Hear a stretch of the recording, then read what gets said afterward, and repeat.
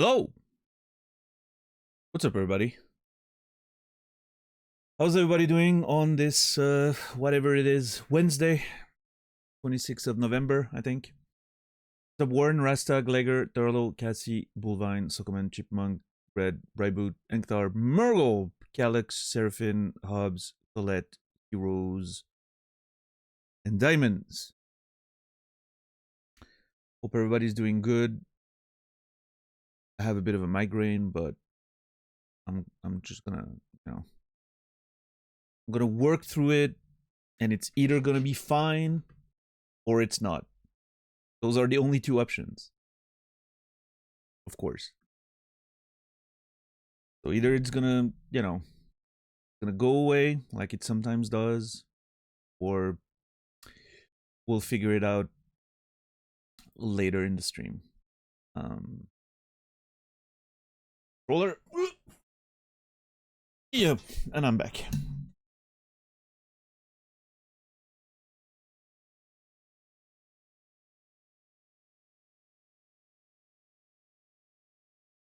Yeah, I'm unfortunately used to it. That's the problem. I'm used to those fucking migraines, but yeah.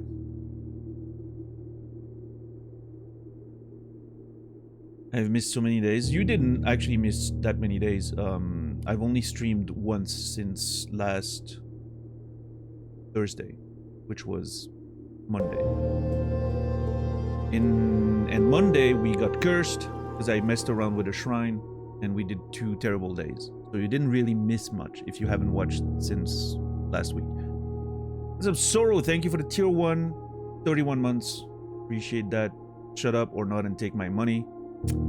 Stomp those migraines. I will try to. Thank you so very much, Sorrow.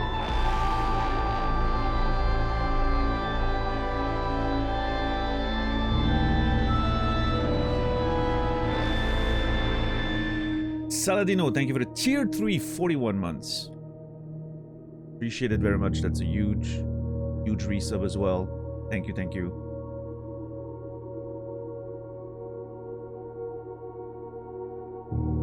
I don't know what else to say. Thanks. Thank you, guys. Zia, Shazar, good to see you. Yeah, it's alright, Khaled. Yeah, it is what it is. My hair's a much bigger problem than my migraines right now.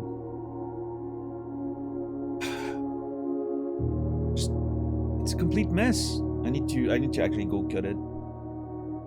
It's in that awkward spot where it's too long. It's too long to, be manageable, but too short to be manageable. I don't know if you know what I mean. Like, there's this middle ground that I hate. I need to go cut it because I don't want to let it grow out again.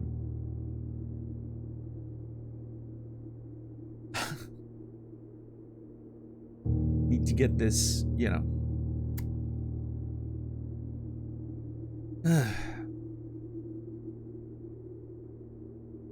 Anyway.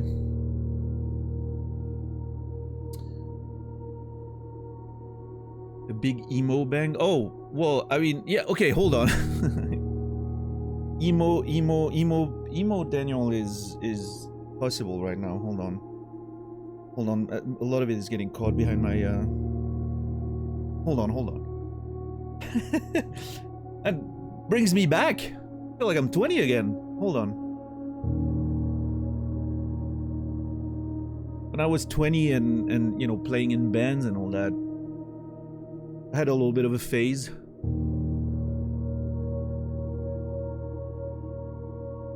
And I don't know how to do this anymore. Ah, yeah. First you go down, and then, you just kind of let it happen naturally. That's the way you do it. I mean, you don't really see because of the dark, but it's there, right?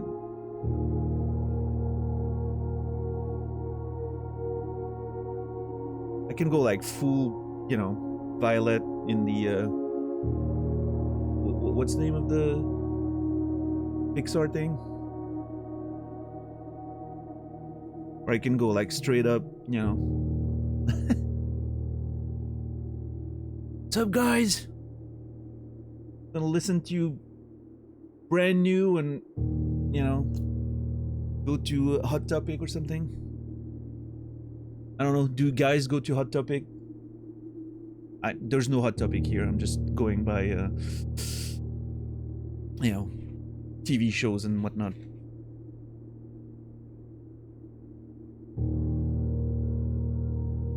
Man, what happened to Brand New? Are they still making music? I just thought about them for the first time in like 20 years. What the hell is Hot Topic? It's an emo store. Does it still exist? I think so.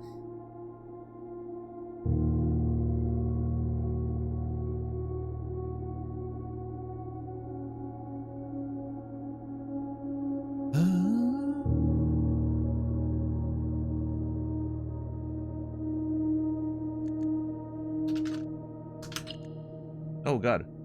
Hold on, why is my keyboard... I'm typing on Discord. Why is my keyboard active in the game? Okay, this game has an issue with controls. Steam? Okay. The Flamingo. I thought they're all closed, but apparently not. Yeah, see? There you go. There's a hot topic in my town. See? What's up, Flamingo? How are you doing today? Wasn't very emo, but they had nail polish. That's amazing. Anyway, you got to see emo Daniel being back for 1 second. I kind of, well, I mean, I didn't have a stash in my 20s, but well, for a period of time I did have facial hair. I had like a thing here and a little stash, much more manageable than the one I have now. The monstrosity I have now is pretty new. I never grew it out like that. But I'm very happy with it. I don't know if I'm ever going back. It's kind of part of my identity now. I don't know. I would feel weird not having a stash at this point.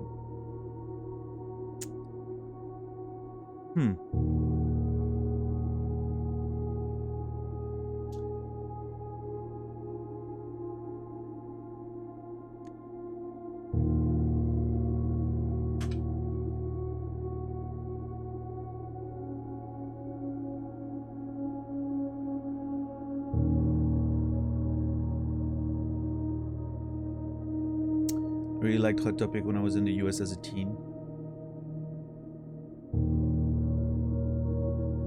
This is acting. Let's do that. Perfect. They're happy to be off from work for a few days. Hell yeah. Tomorrow is Thanksgiving in the US, right? Probably still gonna stream. I don't expect, you know, I expect a lot of people to not be around. I stream tomorrow. But I'm still planning on streaming. It'll give you guys something to watch over the weekend. For those of you who can't be here tomorrow, I guess.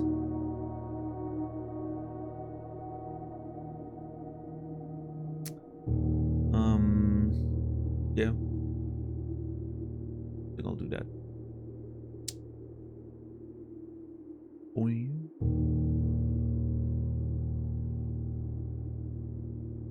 I got my Mooncat ATLA polish collection. Didn't expect to get it so fast.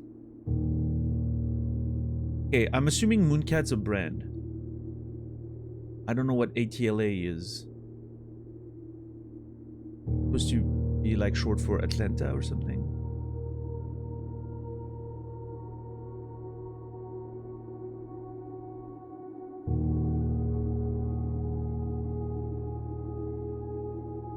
Oh. I was completely off there. Avatar: The Last Airbender, of course. Oh, okay. They're really doing a lot of crossovers these days.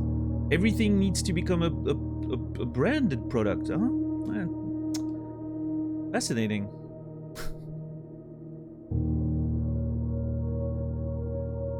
Hey, I'm happy you're happy.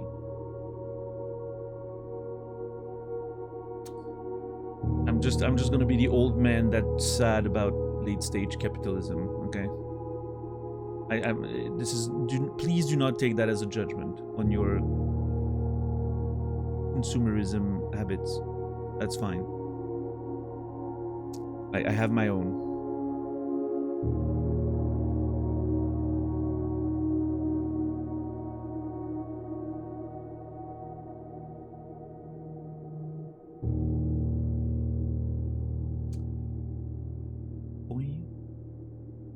Go scream at the clouds, I have pretty colors. Hey, fair enough.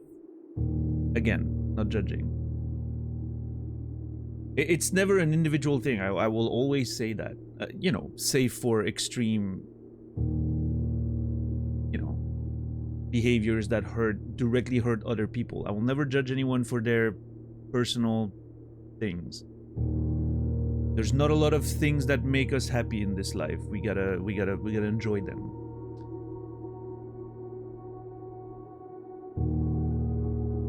But I will be upset at the general direction of the world, I guess. I mean, it's like, okay, to me it's the same as I continuously complain about the gaming industry. I think the gaming industry is terrible and it's going in a very concerning direction. I'm still part of it. I'm still, you know, a consumer and the promoter, and it's just, that's the, you know, like the nuance there, right? Between personal consumption and like just the overall effects and things. I call it nuance, some might call it hypocrisy, but you know, hypocrisy. You know, we'll ignore that part.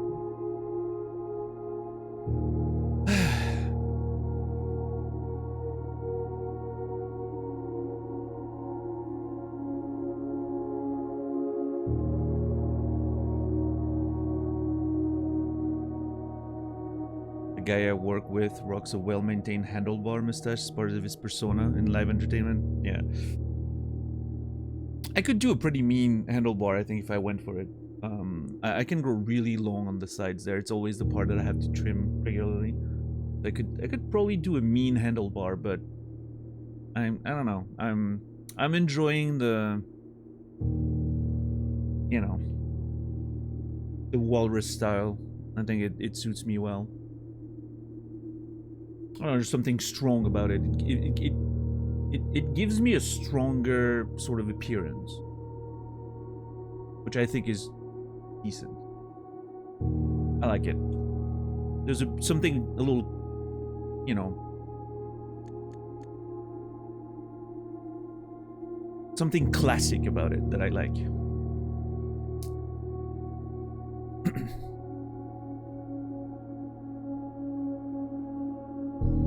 Feel like I'm ready to go dig for oil and, you know, murder my fake half-brother.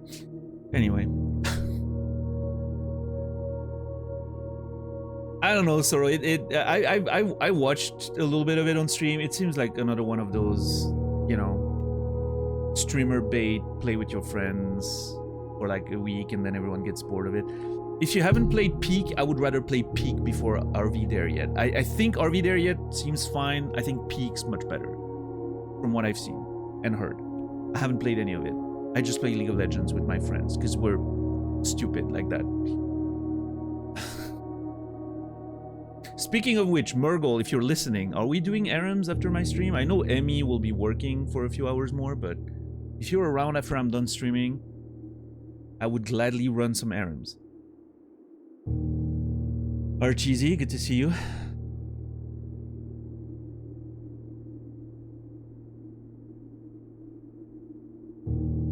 Boom.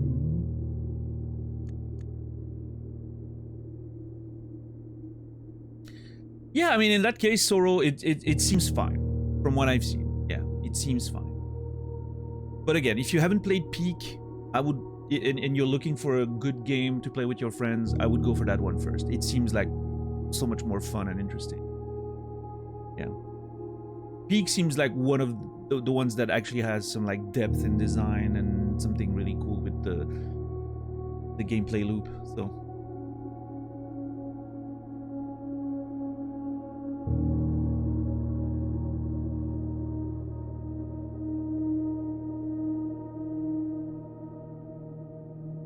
two more job interviews today. Tired as hell. Hopefully it went well. Hell yeah. Hey, I hope so too. Give us an update soon enough.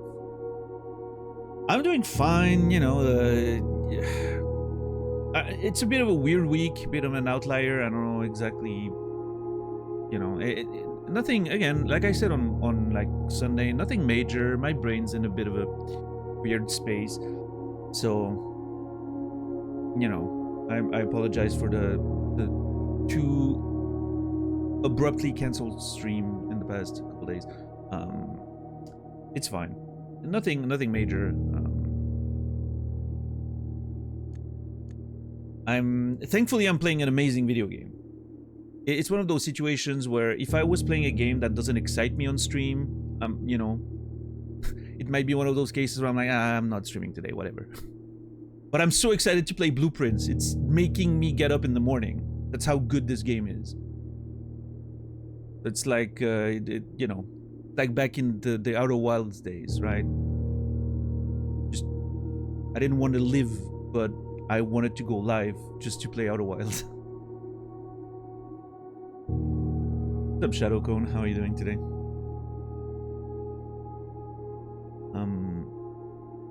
Yeah, I have one more episode of A Man on the Inside to watch. One more episode in season 2. I'm so sad that it's already getting to an end. But I'm excited. Last episode was good.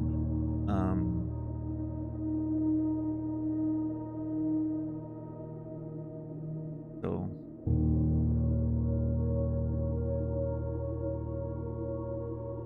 hopefully, you know, hopefully I find something else to watch after that. I mean, the new Stranger Things coming out. So. Today, actually, isn't it? Or tomorrow?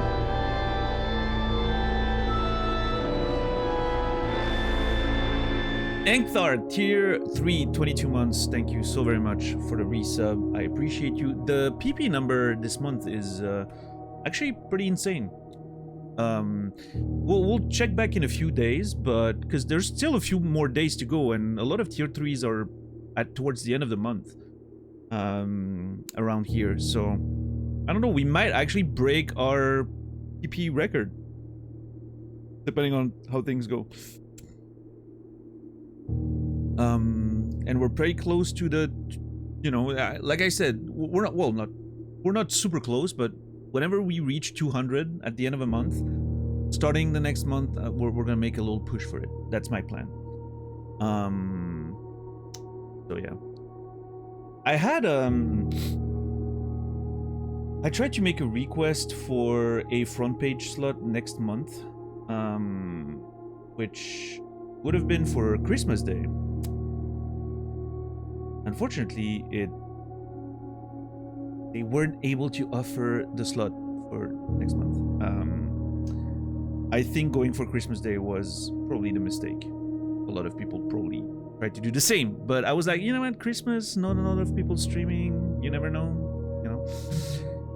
But yeah, it's okay. I'll try again for January or something.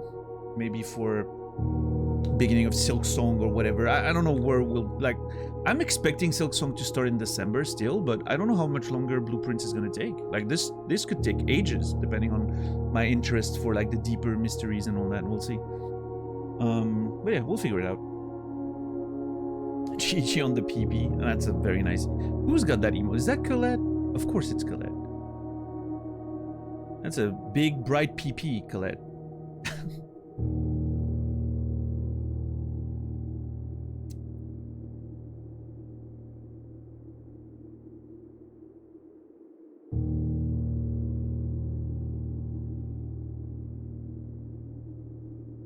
Very colorful PP. You gotta appreciate it.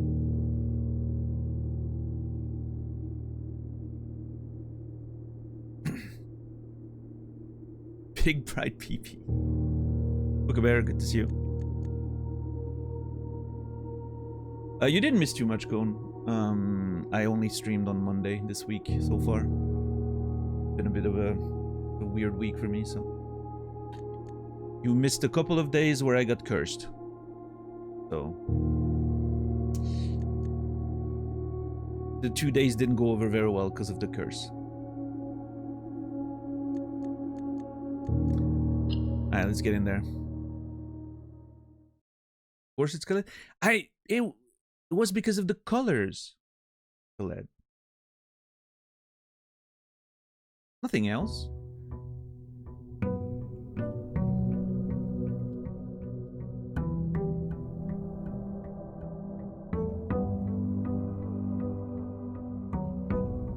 Thank God nobody ruined the fucking intro this time. Looking at you, Brainy, if you're here. Okay, I need to grow my allowance. My allowance has been stuck on 11 for way too long. Yeah, so what was I talking about? Oh yeah, TV shows. Stranger Things coming out tomorrow, right? Or today? I would never. So I'm excited. I still need to finish rewatching season 3 and 4. I'm typically watching that while I'm playing, you know, like Diablo or something. I've been playing Diablo again in the past couple weeks when I'm not playing League of Legends off stream. I'm just doing story mode. Oh, well, story mode. I'm like going through the stories. I'm not doing like hardcore endgame or anything. I have never played the expansion of 4, so I'm looking forward to getting to that. But I've been going through 2 lately. Resurrected, of course. I skipped 1. 1 unfortunately doesn't run well on modern machines. It's so messy with the mouse and everything. I think it needs mods to run properly at this point. Even the GOG version didn't run well. That's okay. Diablo 1 is better kept in my memory, I think. It was my favorite game of the series. It still is. But I think it's better kept in my memory. So yeah, I've been going through Diablo 2. I don't think I'm gonna grind Diablo 2. I think I'm just gonna finish normal mode for the story and then move on to 3. I'm excited to play 3 again for some reason. I haven't played 3 in so long. 3 wasn't... I really didn't like 3 when it came out. I'm sort of interested to play that one again. And then I think I'm going to, well, depends, Captain Dax. If 3 sort of holds my attention and I want to actually play the end game for a bit, maybe I won't play 4 right away. But I've been really looking forward to playing like the expansion. When's the next expansion coming out? But yeah, we'll see, we'll see. Also, I mean, there's a chance, like, if I'm, you know, if I'm doing story mode and all that, there's a chance I might just want to do it by myself first, right? But then, if and when, I mean, when the next X-Pack comes out, we can definitely play, like, endgame stuff together, for sure. I like doing the campaign on my own pace by myself, of course, but then once I'm in the endgame, we can do some grinding. But there's so many things we need to play, Captain Dax. We need to play Deadlock. I don't have a key for that though. We need to play maybe Arc Raiders at some point for sure. Yeah, there's a few things we need to do. You should play League of Legends, Captain Dax. I'm saying.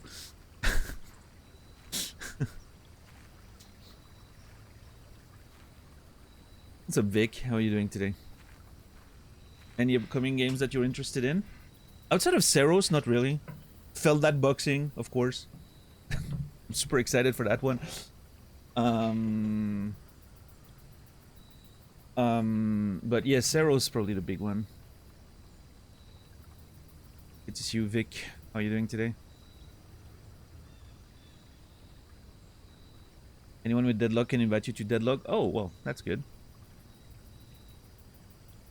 I'm gonna have to get in touch with you about that. I'm such a Dota stan, I can't bring myself. Listen, I've seen a lot of Dota stans having that opinion, and then they try League once and they're like, oh my god, it's so much better. The quality of life is so much better. It's so much easier to play. It's less, you know, it's less janky. It's plays so well. Smooth. Characters are so full of personality and charm. You will not find the same depth as if Dota, probably. Although I will say, League's a very different game than back in the day. But yeah, that's the thing. That's the thing. It's not the same game as it was a decade ago. It's a lot more in depth now. There's a lot more objectives. They're on the map. The characters have become more interesting and complex. They remade like a lot of the old ones that were a bit more straightforward. I think it's just a straight up better game than Dota. And I'm saying that as someone who played a bunch of Dota, right? And I was always like, I'm playing League because if it's easier. I'm playing with my friends. I'm playing on stream. Dota is more of a complex thing. I play it by myself when I, want a really hardcore experience. At this point, I think Dota got overtaken, unfortunately. It's just, yeah. Dota didn't evolve very much, right? It's still sort of the same game. League evolved quite a bit. And I think it made for of course, like a more, you know, accessible and mainstream game, but it just, you know, it has a lot of complexity it didn't have back in the day. Yeah, no, I mean, it looked absolutely Captain Max. I think there's something unbeatable about the sort of personality and charm of the lead characters. They have extremely good designers, like visual designers, right? Um, the art direction I think is impeccable, but I mean, it's a matter of taste ultimately. But yeah, Brandon, thank you for the raid. Appreciate you. Thank you, thank you. I watched the first season of Arcane Brightwood. I still need to watch season 2. Of course, Brandon, go away. You've only seen a door so far. You're safe.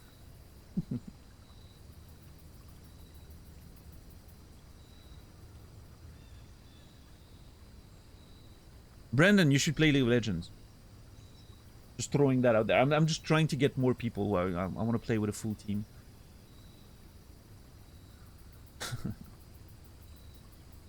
Been trying to convince Naz for like weeks, months.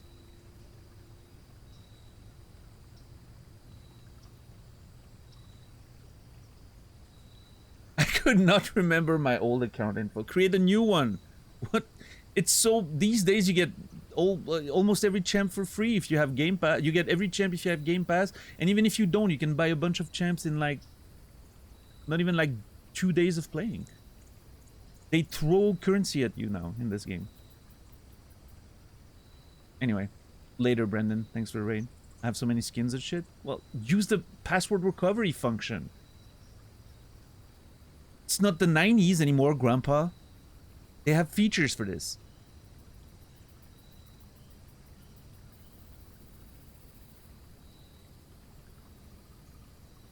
Legit gave it a few hours of my time and you didn't get your password back? Okay, that sounds like a maybe. You know what? Maybe don't play League of Legends. I don't know if I can. I don't know if I want to have that liability. Someone who's not able to get their password back, it probably don't want that as in my team, you know.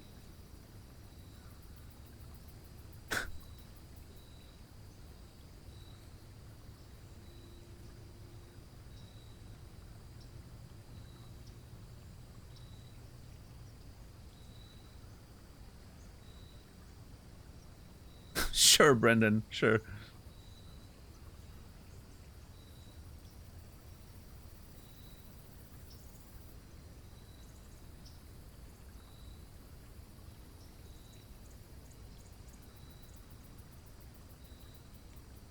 Anyway, yes. Have a good one. I'm waiting for you to be gone so I can click on that fucking door. But if you want to play 2xKO, that's what I'm saying. Brendan needs to find his password again. What's up, Shamu? How are you doing? You need a Riot account, yes. I played a bit of the beta. I'm not too impressed, I will say. I mean, again, it has the beautiful art design and the great characters, and it's just like the gameplay of the fighting, like the combat system in 2xKO is a bit. I'm not a big fan. What's up, Goose? What's up, Fred? Yeah, no, I mean, I played League in like season 1. You know, I played a lot of League between like 2011, 2014, and then I came back only like a couple months ago. It's been nice coming back. It's a very different game. It's you know, a lot of like the mechanical stuff stays, but the knowledge-wise, you have to relearn a lot of things. The fundamentals still applies, of course, but you know, just so much more complexity in the game now. Yeah, I'm not a fan of tag fighters either, Squeegee. That's a part of why I'm struggling. And yeah, the button, exactly. Buttons feel weird. I don't like the one button specials and all that. I don't know. It doesn't work with my brain.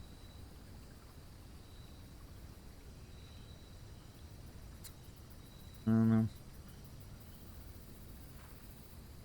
If I'm gonna play fighting games, I'm just gonna play Tekken, but I haven't even played that in months at this point. It is what it is.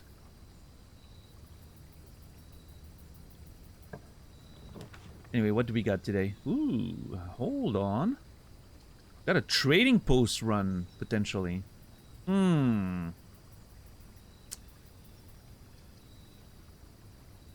don't want to go root cellar. What if we get root cellar combined with the kennel? Oh, that would be a good run, wouldn't it?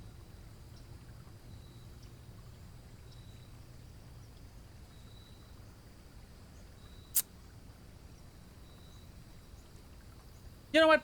Why not? Let's go for it. I don't know if I want to go there before I have a shovel. I wasn't sure if maybe there would be a shovel in here, but no.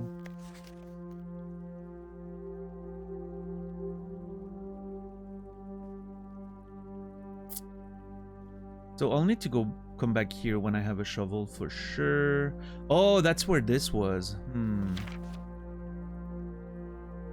I don't know if I've ever watched this with a magnifying glass.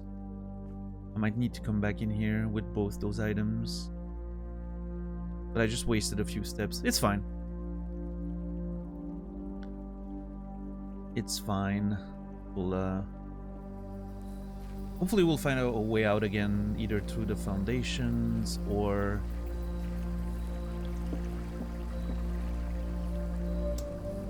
the garage. Oh, the music is so good though. I forgot how good this one was.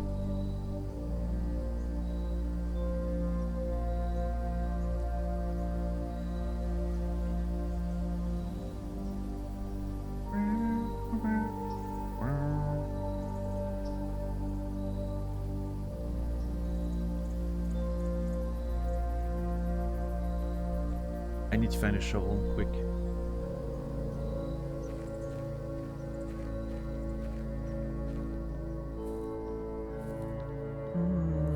Nice, nice. Hell yeah.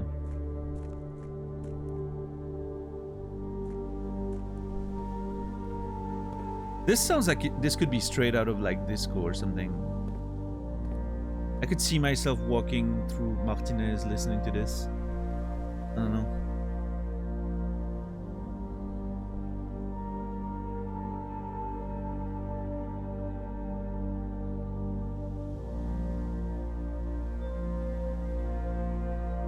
So good. What a game.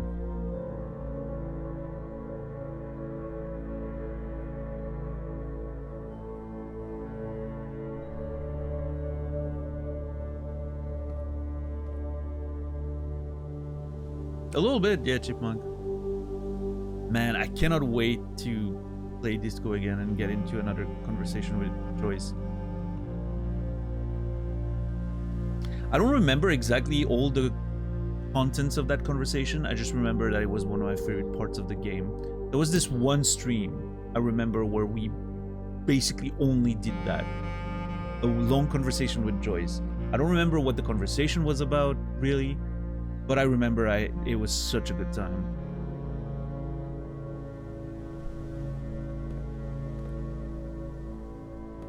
Those were the days, man. One conversation for an entire stream with one character. Beautiful.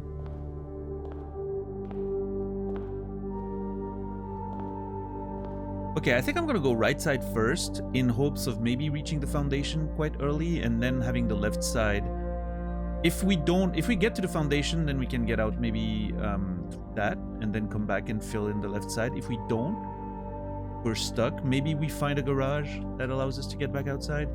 We'll see. I think I'm gonna start right. And I'm gonna follow my strategy, which is take the corner. Immediately take the corner. I'm going back to basics today.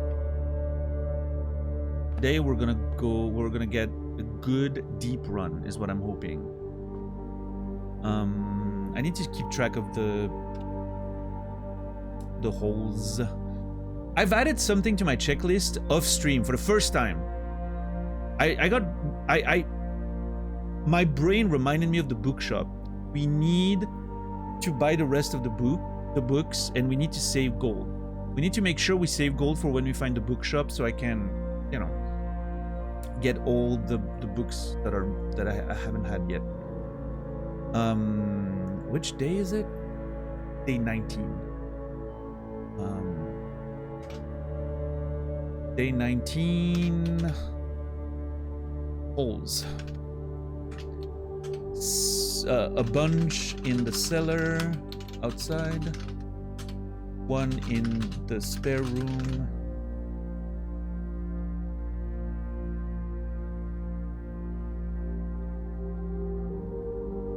Streamer homework, not a myth. Yeah, I mean, it was just a random thought yesterday, and I was like, oh, I need to take a note of that. But yeah.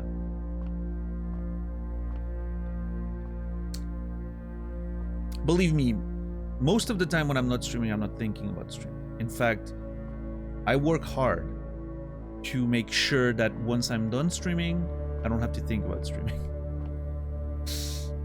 I did the whole thing, you know, that some people do because they think that's how they need to, that's what they need to do. And maybe I would get more success if I did that. But, you know, like, oh, when you're not live, you have all this other stuff to do, right?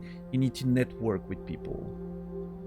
Quote unquote, you need to make fake friendships to get clout. I don't know what young people do these days. You need to do like all the you know, shorts on TikTok and all that stuff. You know, back in the day, shorts didn't exist, but like YouTube stuff and all, right? Social media stuff. I've done all of that back in the old days. I didn't think it brought very much, and it exhausted me to the point where streaming was literally becoming more of an annoying job than my annoying job at the time. And that's not the goal. If I want to make this like a sustainable career long time, it's because I find joy in it. You know, if it's because it's different than a soul-crushing job, right? So I'm gonna do my best not to turn it into a soul-crushing job, is what I mean.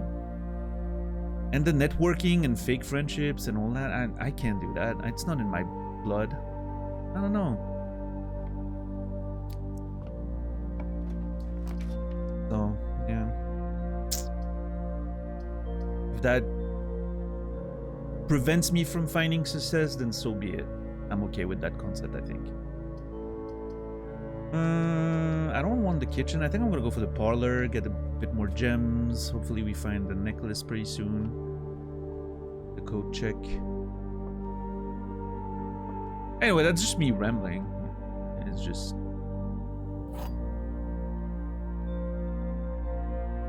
I'm just so annoyed to see so many people connecting on Twitch just for the sake of, you know, extra viewers and all that. Like, it feels so... I don't know. I like connecting with people on Twitch. I like connecting with other streamers, but mostly because we're doing the same job. We have sort of the same lifestyles. Maybe we'll get along and we'll become friends or something, you know? Like actual relations, you know, with people. Not for the sake of like interested, you know, not because there's an interest behind it. I don't know. You guys know what I'm saying? The other 2 boxes are empty. The other 2 boxes are blue, so that's false. The other 2 boxes are true.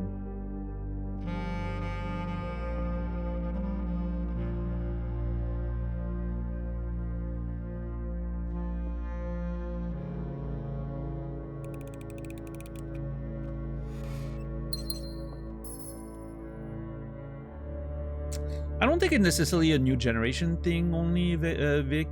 I think you find that in every generation since the dawn of time. It just manifests in different ways, I think. Appearances are not a new thing. It manifests in different ways, right? Every generation has its own way of doing that.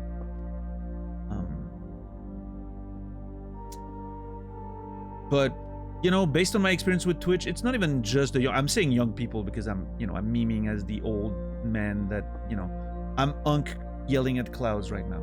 Anyway, you know, I don't think it's just the young people. I think plenty of people my age and slightly younger, you know, in their 30s or even 40, do exactly the same thing. I don't think it's just a new generation thing.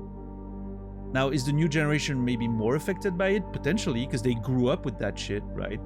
And that has an impact, right? They're growing up with social media being a major sort of, like, I don't know if you guys, like when I was a teenager, you had to have the cool brands of clothes, you know, or listen to the cool bands, and, you know, all that stuff was also appearance. When you were in middle school and high school, you had to have the right clothes and, you know, listen to the right bands and have the right friends. Yeah, it's all the same shit. It just now manifests with, you know, you have to be popular on social media and have followers and yada yada, right? It's just another version of that, of the same thing. Now, I think there's a reasonable sort of argument that social media accelerates all that stuff, and it's becoming more and more prevalent. And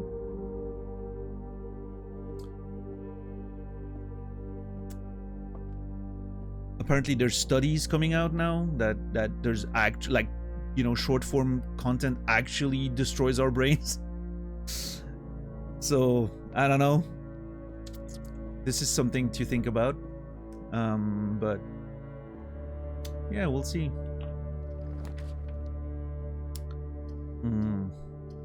Okay, I think the den here is actually really good.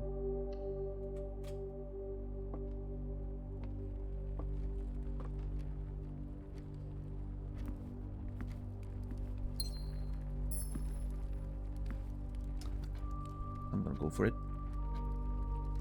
God, the music is so good. Those last few notes right there sounds like Returnal.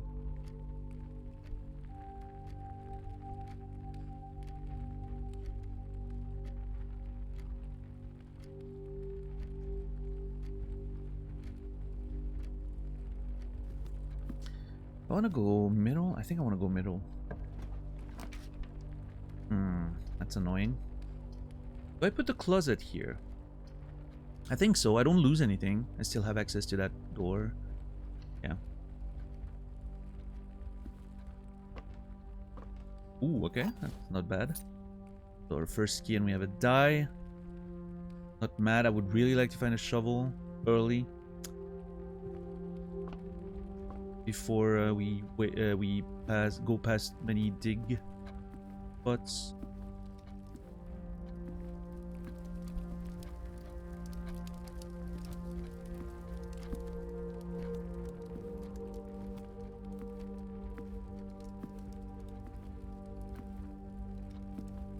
Okay, Goose.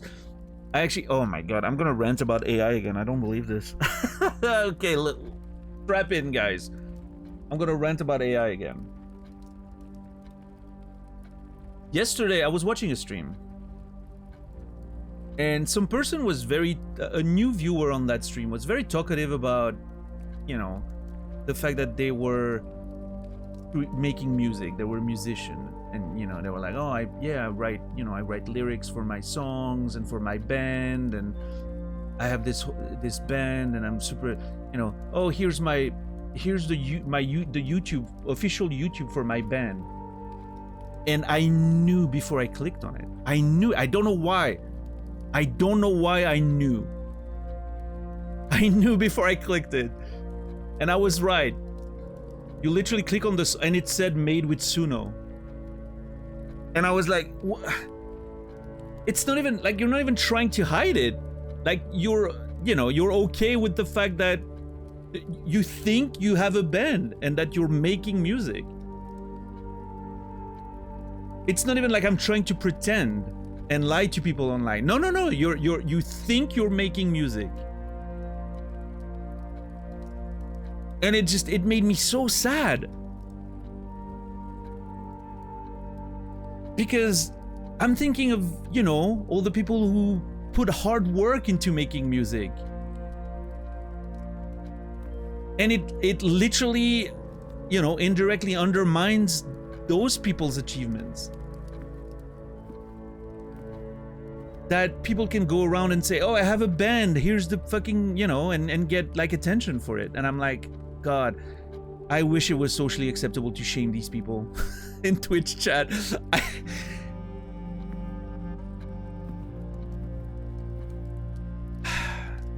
Listen, and again, if you want to do that for yourself, for your own enjoyment, oh, I want to just make some funny, silly songs, or, you know, songs on with AI online just for my own personal enjoyment. I want to write lyrics. I don't have a band. I don't know how to make music, but I like writing lyrics, and I want to listen what it could sound like in a song, because that's what you can. For your own personal pleasure, fine with me. Do whatever you want. You know, I don't care.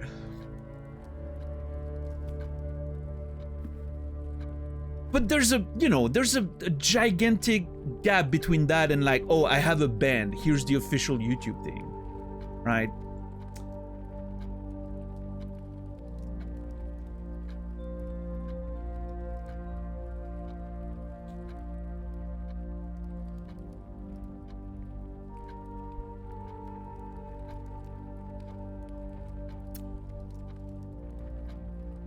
Here's the thing, Archeesy.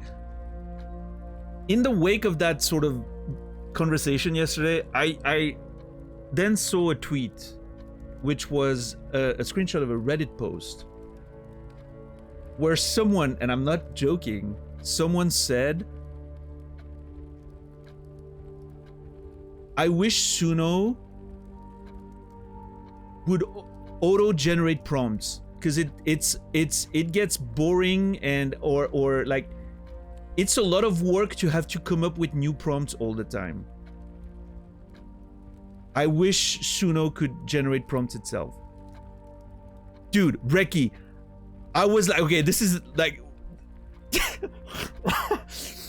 That's where I was getting, you know, I was slowly transitioning to that sort of thing, because that was the moment I was like, okay, we're just cooked at this point. That's the thing, Shadow Code! What they basically want is to be able to find music made by other people without having to put any effort in it. They want to listen to music, actual music that other people have made, that has been done since the dawn of fucking time. Exactly, just go on Spotify. There you go, infinite music for you to enjoy, made by real people, mostly. Dude, I was seeing it, I was like, okay, we went full circle way faster than I thought we would. I thought the full circle was gonna take years. Maybe decades. We did that in months.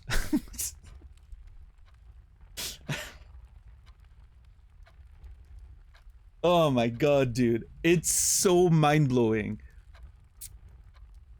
They can't claim they made it and feel special. I guess that's the problem, Gnomes, right? What's up, Jespo, as well? How are you doing?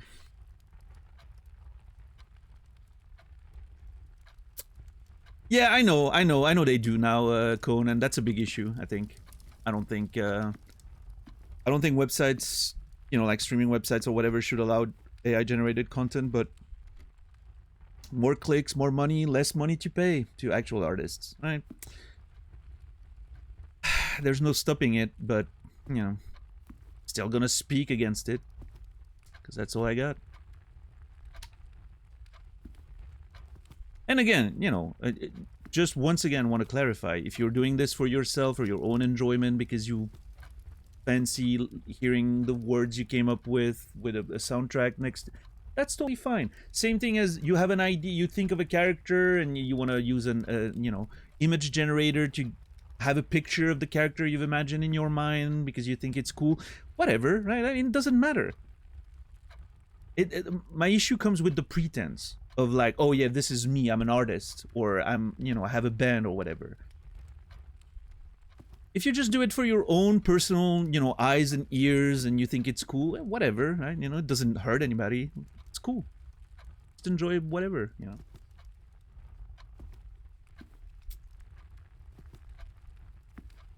Like, I know people who, like, in the writing communities, people use AI to generate, like, pictures of their characters and because, like, using actual, like, actors or whatever is too disruptive to their creativity, which I understand. some people like having like a visual representation, but like they used to use actors, right? Oh, I'm doing like a fan cast for my own book or whatever. That's what some people used to do to have a mental picture. Like especially people that have like aphantasia, for instance, really good, right? Having like a visual representation. For me, I just see everything in my head, so it doesn't, you know, doesn't affect me. But AI can be really useful for those people. I have a friend who AI generates like some environments for her stories and some character just to have a visual thing, and that's totally fine because that she's just using that as a you know, like a backdrop for her creativity, and then she builds on top of that. Like she actually writes the stories, and I think that's fine. You know, I think that's a fine usage for AI. No problem with that. It's like, you know, it's not a situation where you would otherwise use a real, like you wouldn't commission an artist just for a character visual that you're gonna write a book about, right? You wouldn't spend money on that. You would just pick an actor and whatever, right? But yeah, decided to write a musical. She learned a bit on her own. For the rest, she went and reached out, found people who are interested in making music for fun. Yeah, hell yeah, great way.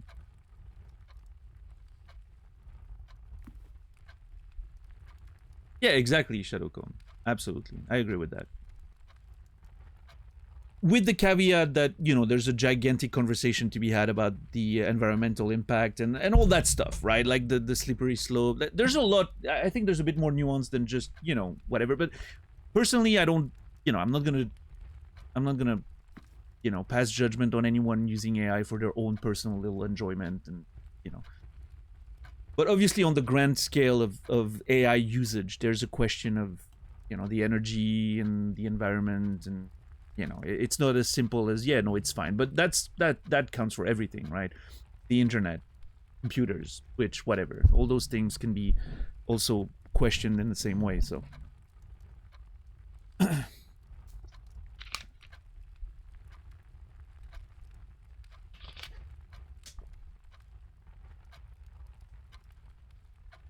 anyway, that was today's AI rant by the Daniel Matt. Hope you enjoyed it. I'm gonna go pantry here.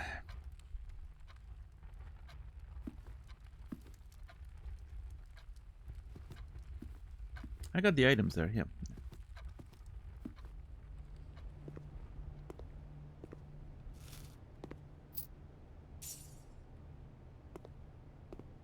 My hope is that the you know, the person that I was mentioning with their band on YouTube, my hope is that it makes them passionate about music in a way that makes them want to do it themselves. I'm not sure it will, but that's my hope. I hope they'll be like, you know what, I would love to actually play those songs. I'm gonna pick up a guitar and I'm gonna learn, and then I'm gonna actually, you know, get to understand what it feels like to actually make the music. And then I'll find friends to make a real band, and we'll play on a stage, and it's gonna feel incredible. And, you know, well, you never know. That's the thing. You never know. You never know what can create a passion. So if that's the, you know, I also doubt it, right?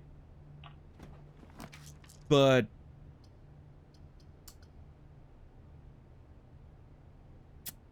you never know. I think the courtyard is not a bad pick here. It has pretty good chance of spawning a shovel on the corner there.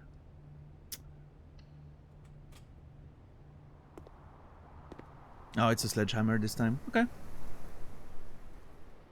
I'll take the sledgehammer. That's fine. Well, that's the thing, you know, Cone, you never know. Presuming otherwise fuels my righteous indignation, don't take this from me. Sorry, Captain Dax.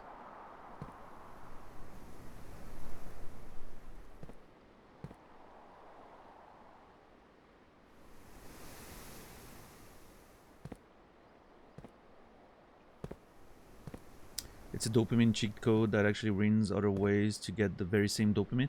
Yeah, but I don't know. I feel like it's not that simple. Humans are complex.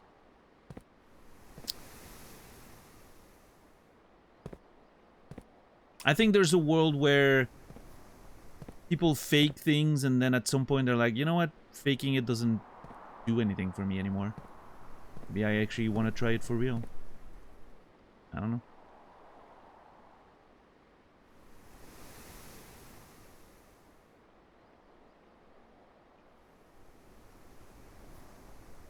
Yeah, Brightwood, exactly. Yeah.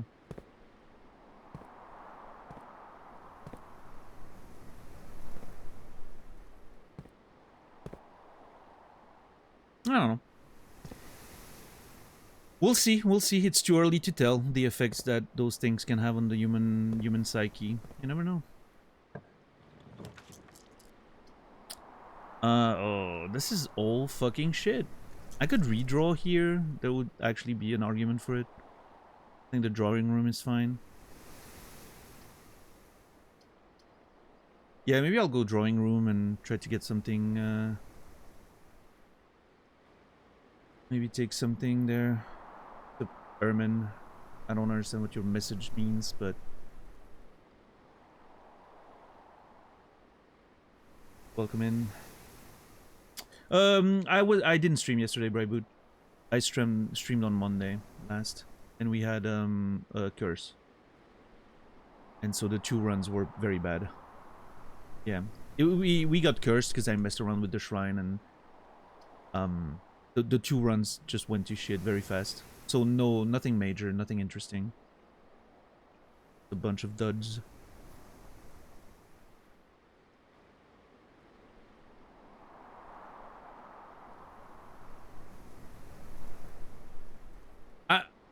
Listen, Shadowcone, I think you will be right in a lot of cases, but I think it's not like a universal rule. I think there's also an argument that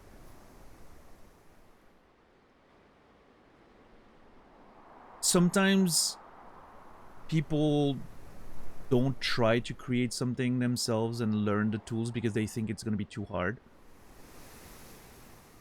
And maybe there's an argument that you know, doing the AI stuff is gonna be ultimately unfulfilling, and then they're like, you know what, maybe it's not that hard, maybe I could do it.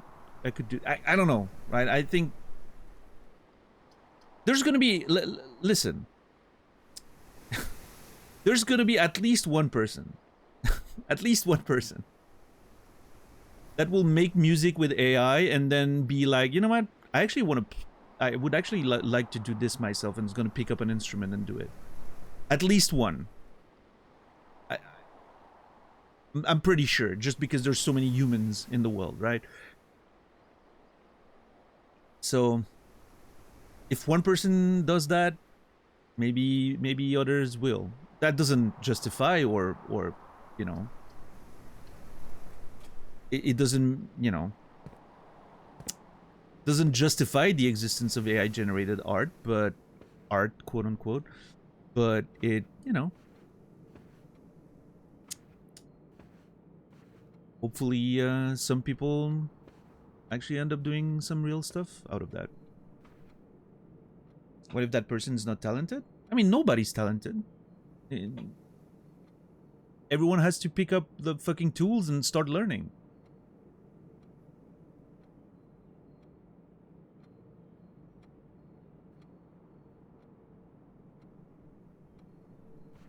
I don't think talent is a real thing. Talent is interest and dedication combined.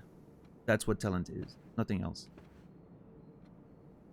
Obviously, it would be a lie to say that some people aren't more natural or more gifted in certain ways, but that often just comes from, you know, the environment they were born in and the kind of life they led up until that point and the privileges they had growing up or whatever, right? But obviously, there's a few natural elements to it, I guess, right? Like biological elements, right? Not everyone, you know, has the same brain, so obviously there's a few like biological elements to it. But it's more like nothing that will make you good at art in itself. It's just facilitators, right? You're gonna learn more quickly, or you're gonna, you know, take to it a little more quickly. But it doesn't mean the ceiling is different. It's just the floor of entry is a bit easier for some people. But the ceiling, you know, and the ceiling's high enough for anyone to get high enough, right? Listen, if you're a you know,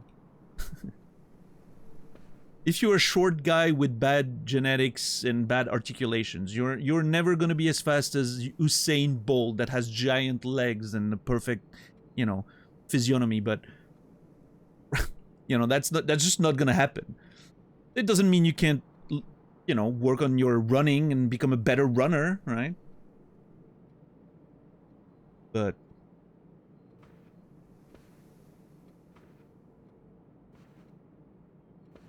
when it comes to art, you know, obviously, you know,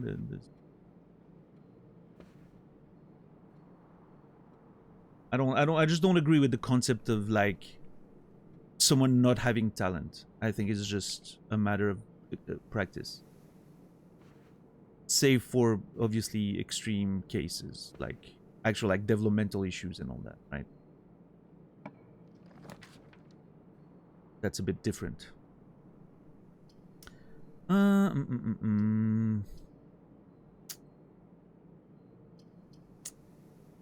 Is the lab here a good pick? Maybe. The Riddick Nook gives us the library, but then which side does the library exit?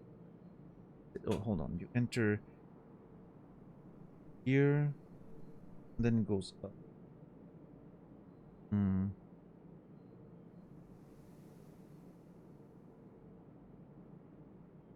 Which is fine. We have the entrance hall. Okay, Reading Nook's actually okay here.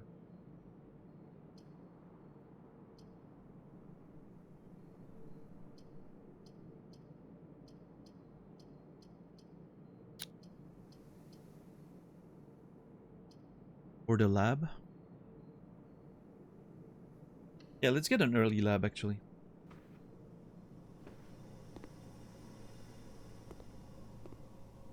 See what kind of experiment we can get going. Anyway, I'm just apologies. I'm in a bit of a ranty mood today, I guess.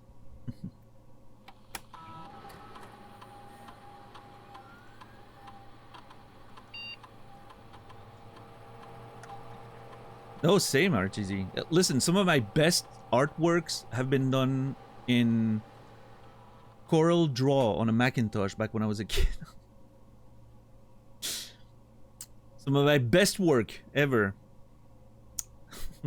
Not much of a visual artist. Never was.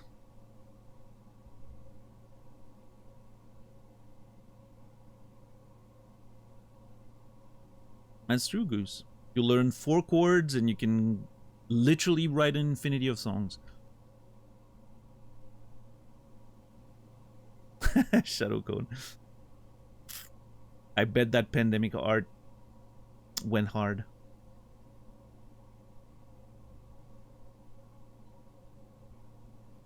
That associated with developmental? What is? We talked about a lot of stuff.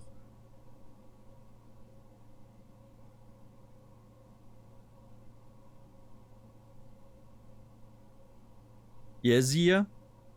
Bad at visual art? Oh no. Of course. Do you think I mean, you know, I'm not offended by it, but do I come off as someone who has developmental issues?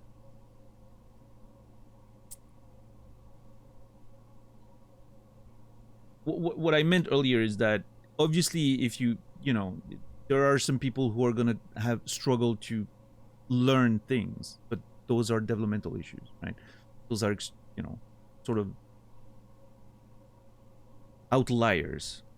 Most people can be good at anything they put their mind to. So if you've listened to my point is if I spent the time and energy to learn to be good at visual arts, I probably eventually would become good at visual arts. I would be, you know, I could be good at painting or drawing if I put my mind to it.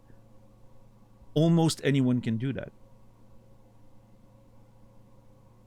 It's just, again, a matter of interest and dedication. That's it.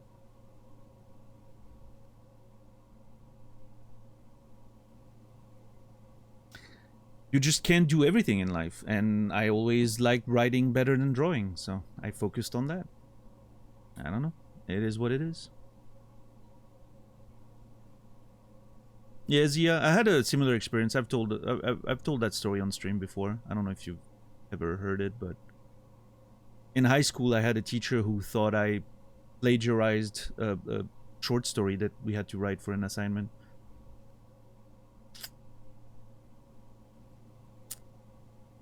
Okay. I mean, it is what it is.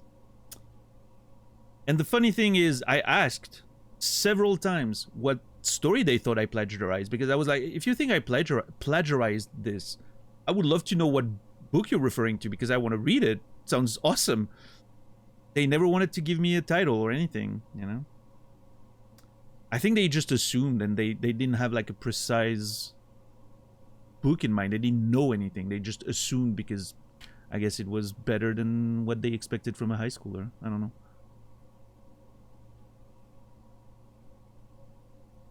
Which, you know, I'm not too upset about it. It's just, at the time, I thought it was very frustrating. I didn't like being called a liar. You know?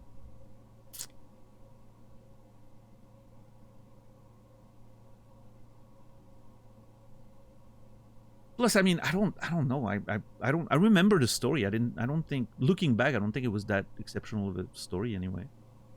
I don't know why you would think it was plagiarized, but oh well. I'll never get the answers to that situation. I never know. I assume they're dead.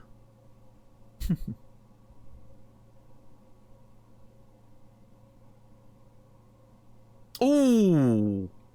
Okay, I'm definitely going for that. Oh shit, which one's the most valuable here? Just guarantee adding one, or go for like, because you can have entire runs without a locked trunk, which is my concern here. Drafting a hallway from another hallway, is that gonna happen often?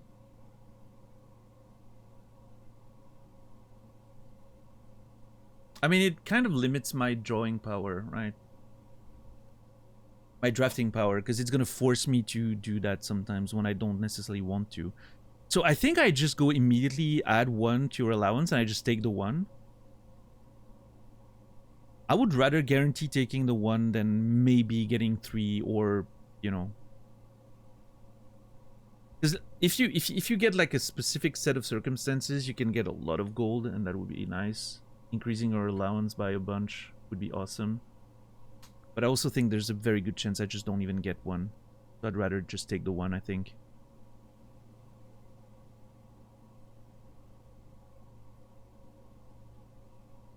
Yeah. Yeah, let's do it.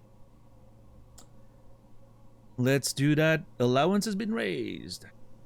Thank you. Oh, emails. Hold on.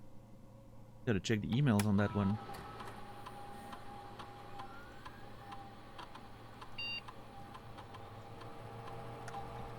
What happens if I pause the experiment? Can I then get a new one? No, okay. I mean, there's no reason to do anything. What's up, Code? How are you doing today?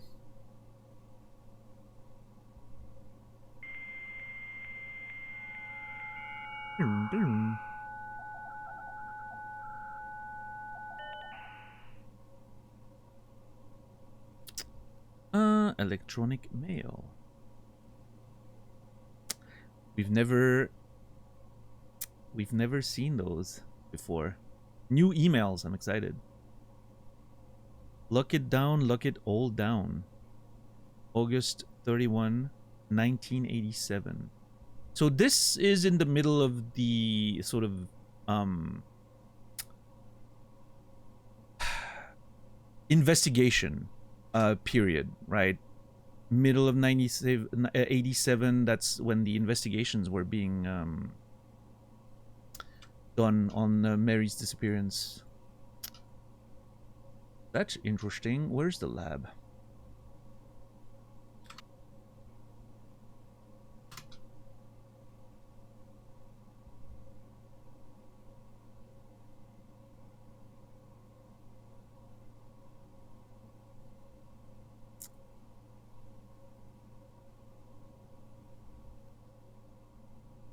There it is.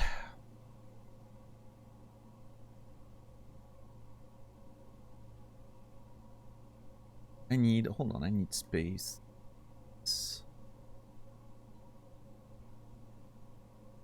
And oh, one of these days we need to do like a full classroom run. I forgot about that. Classroom's going again. I messed up. Okay. Please, Scapel, you're gonna have to start working with me there. What's up, Ingredients?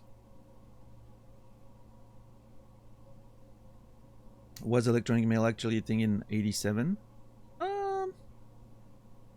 I would assume so in certain circles, right? Like government, military, maybe. Obviously the game is alternative history, right? So it can take a few liberties.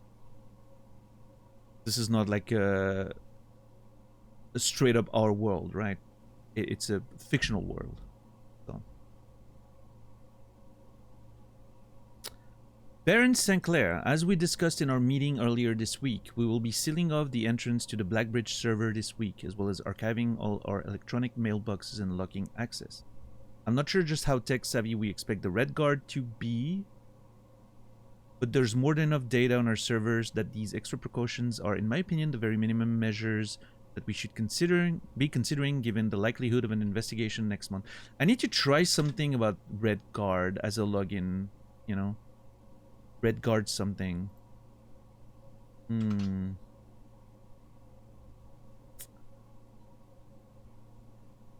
Let me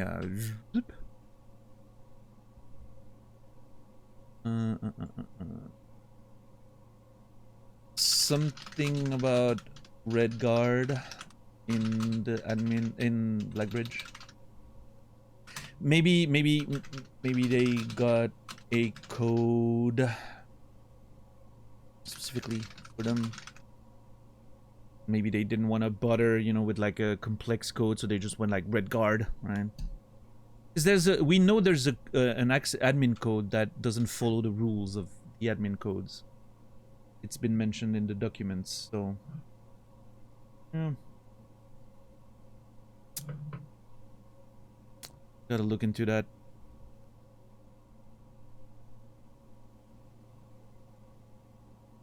Hold on, there was a line there that I...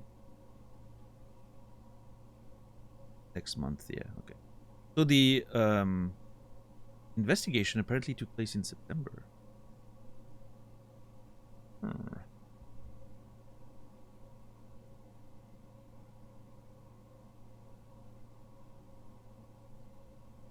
Nice and clever. Chef, please don't worry too much about freezer access. The experiments we're doing aren't very sensitive, and they are already accounting for normal variations due to expected use and staff traffic. However, surprisingly, we did see a major temperature rise on Friday, which I believe may be related not to your freezer visit, but to the use of the furnace in close proximity. Oh, shit. Okay. I need to drive a furnace next to a freezer. Maybe it will unfreeze stuff in the freezer, allowing me to interact with those things. Because we saw a lot of stuff in the freezer that was frozen, I believe. Okay, so that needs to be put on the checklist. This is such an interesting interaction. Freezer plus furnace. I didn't think about it until just now. Draft next to one another.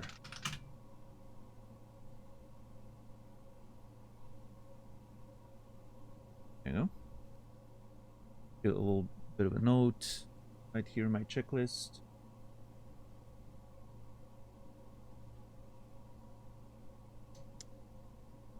In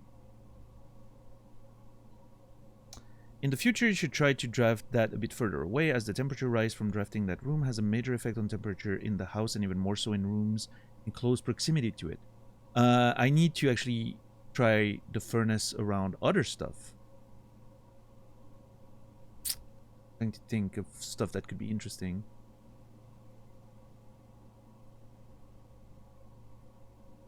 The aquarium, maybe? The pool? Randolph, as I know you've been conducting temperature-related experiments this past week, I've tried my best to avoid accessing my frozen stock during your normal working hours. However, on Friday I was making my famous black truffle pizza. Oh, that sounds actually amazing. And I had to visit the freezer for a few ingredients. I hope I didn't mess anything up. Chef de camp. Chef de camp. Maybe he's French.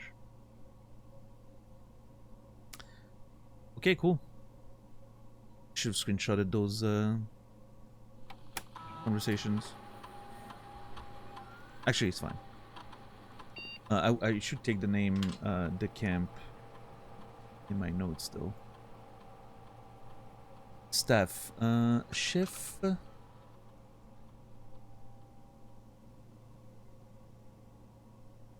Uh-oh.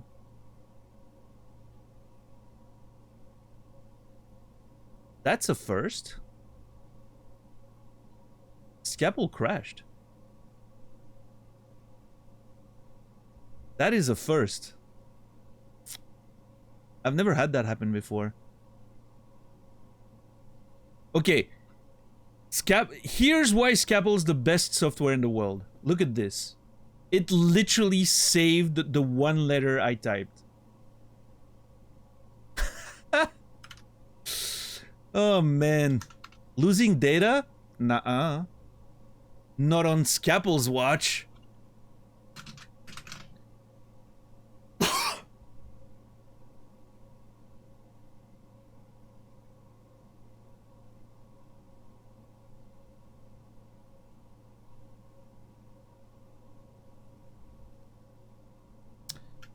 Mentioned in the lab emails in relation to freezer / temperature experiments.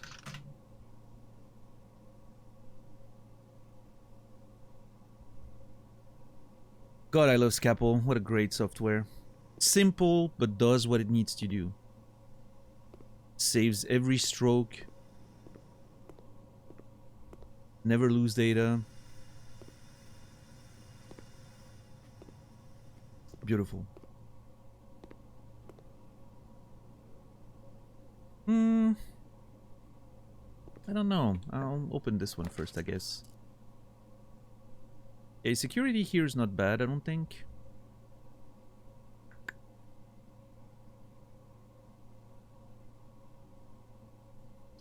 Yeah.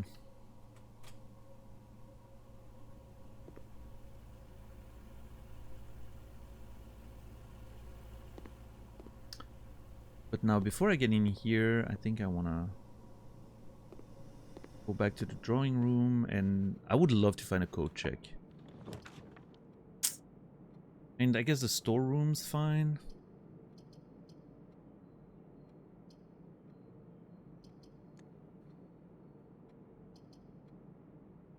Part of me wants to redraw. I hope to find the code check, but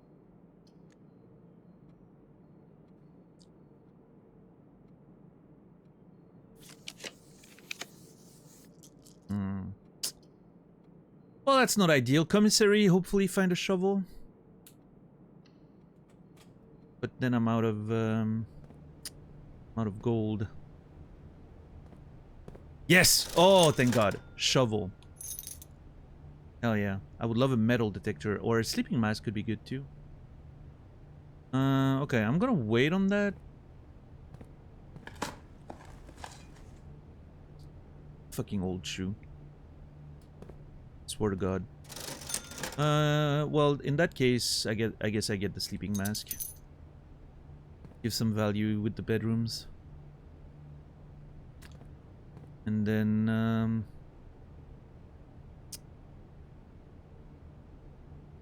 then we go back here.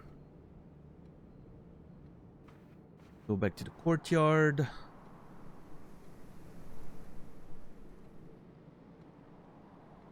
The spare bedroom had one, right? Yeah. Okay, courtyard. Yay, turnip. Nice. Space for the backtracking. Perfect. A key. Love that. Tin can. I miss the dogs. We need to see the dogs one of these days. Traffic kennel again. Yeah, a coin. Is that it? And the last one is in the spare bedroom, which we'll access from... Yeah. And then obviously outside in the cellar. A lot of stuff. Let's go there.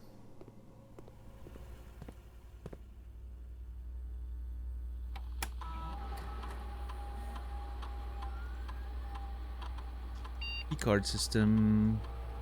I'm gonna set the level to low for now and change the offline mode to lock. I still don't know why you would ever want the system to actually be locked. I guess if you have a key card, maybe in like an interaction, like every time you unlock a door, maybe there's something like a specifically unlocking the doors, not just getting past them. Bedroom here is not bad.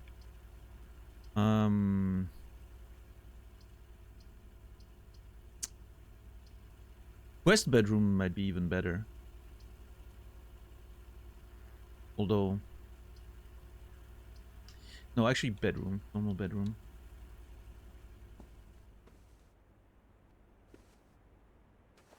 Better. Love that. Now, do I want to backtrack and go back to the entrance hall, or do I just... A lot of backtracking. Fuck. Yeah, we really went all the way around.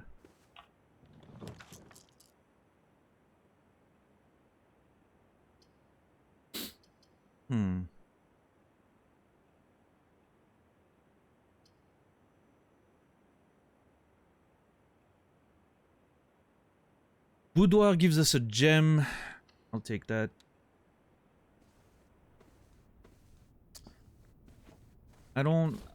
I've struggled to find the nursery early in the past few runs. I guess my drawing pool is getting a little bit diluted. So many new rooms and all that. I've struggled to find the, early nursery into all the bedrooms as I used to love doing in the early runs. Not too big of a deal, but something to take into account. I think the gift shop here is not gonna do anything for us. I think I'm going corridor. We don't have a lot of gold.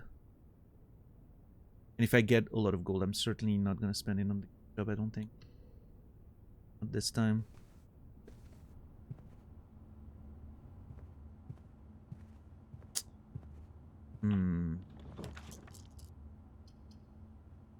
Fucker. Do I put the chapel down and lose that gold? Or do I backtrack the entire way to the commissary? Like a terrible idea. Yeah, I'll go chapel. I don't really have a choice there, unfortunately.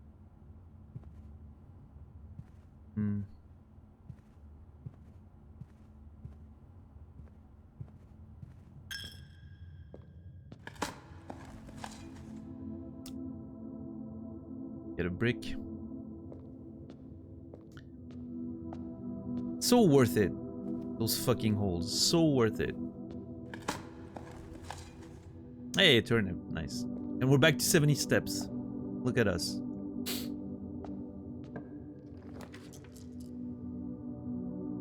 Ooh, the utility closet would actually be pretty nuts.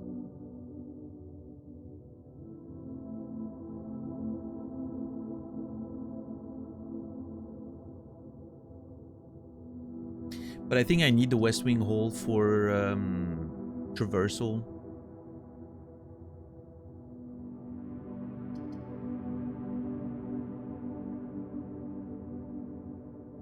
But like if I can use the utility closet to turn off, like I can open the garage. Yeah, no, utility closet's too valuable here, but we're gonna have to draw well out of the commissary.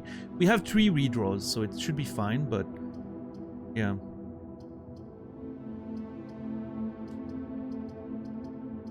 It's a little scary, but I think the utility closet here is kind of really good.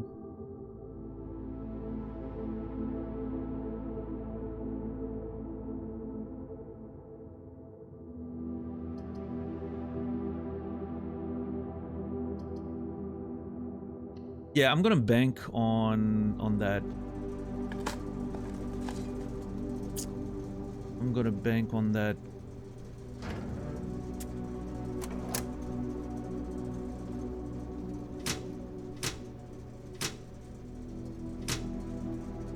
I still think there might be like something to do with that cabinet thing at the bottom there. Like find an extra little knob and then you can put it in here. I don't know.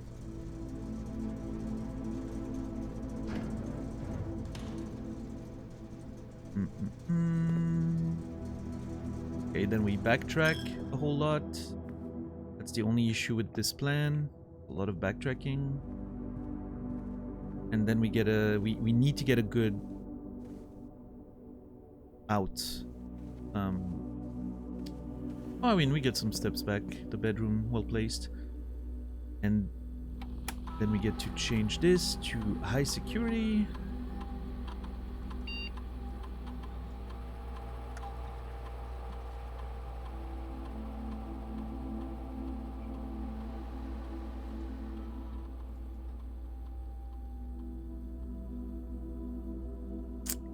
Who needs a nursery? Not me. Yep, all the way back. Wait, are we actually forced to go all the way back? No, I can go to the drawing room right now. Yeah. We're good.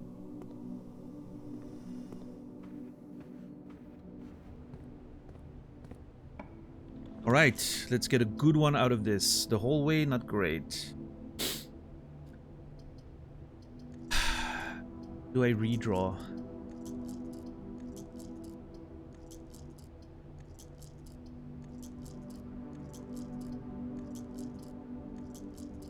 Do I redraw or do I take the out? I redraw, I think.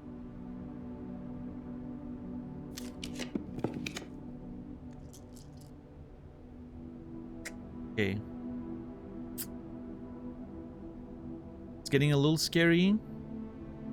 Maybe we take the gymnasium, which we disabled, by the way. And then we hope we draw good out of it. It gives us more options to draw on the sides. So I think... Oh! Are those the...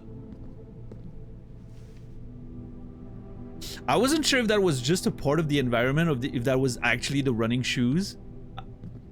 The running shoes here is really good, because our estate is a mess. So this is actually really cool. Now, if we get a good out of this, like the hallway, for instance... Oh. Okay. I was thinking about the four-way hallway, but this is pretty good too. Now, I could do secret passage into... I could do secret passage... No, I don't have enough gems. I can only do that if I have the...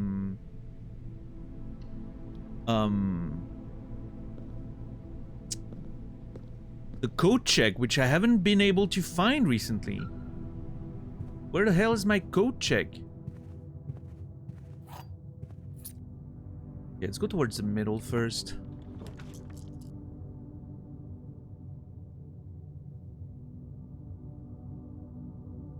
One, two, three. Including this one, that's 4. I don't know if that one's included. I don't know if it counts itself, is what I mean, right? If it counts itself, this is nuts. Like, this is actually really good. Well, I mean, might as well try, right?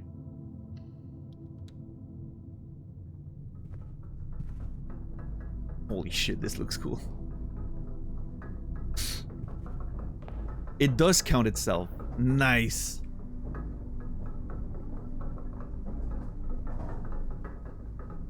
So I'm so glad that I drafted the laboratory, the security, and especially the security. I always take it, but the lab and the utility closet that early, I wasn't sure about the utility closet. It really is paying off right now. See, we kind of like put ourselves in a corner, and then it opens every fucking way. Beautiful. An iron-vaulted mechanical chamber affixed with motorized panels that can reveal up to 8 different doors depending on the parameters at the time of creation. So, the interesting thought is, if you get more, you get extra doors. I'm assuming on those angles. But what do they lead to is... you know, my main question here. And I think it has to be like, what I'm assuming is that it leads to small chambers in the room with items or something, right? That would be my assumption. Unless it can open diagonals, which would be crazy. I don't know how that would look visually, but one day we'll find out. As far as today goes, I'm very happy with having opened this. Okay, I'm gonna go down first because I would love to find a code check or put the storeroom here. One or the other. Walk-in closet's actually amazing. 4 items. I'm not upset about that. Guest bedroom would be great too. I think walk-in closet's good. I love this room, by the way. The sounds of the little cogwheels, just the overall aesthetic of it. The fact that you open the doors with little, you know, gears.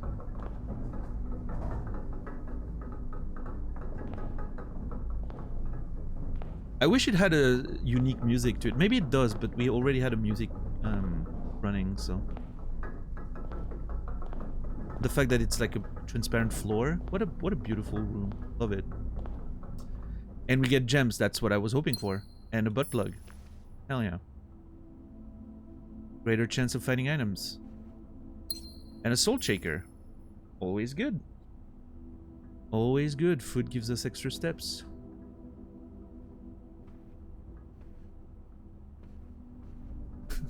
That's not... Oh, wait. It's a lucky rabbit foot, but listen.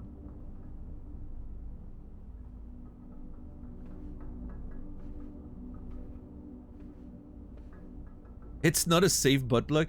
I mean, it's fur. I don't think it's going in the first place. But, you know. You try hard enough, who knows?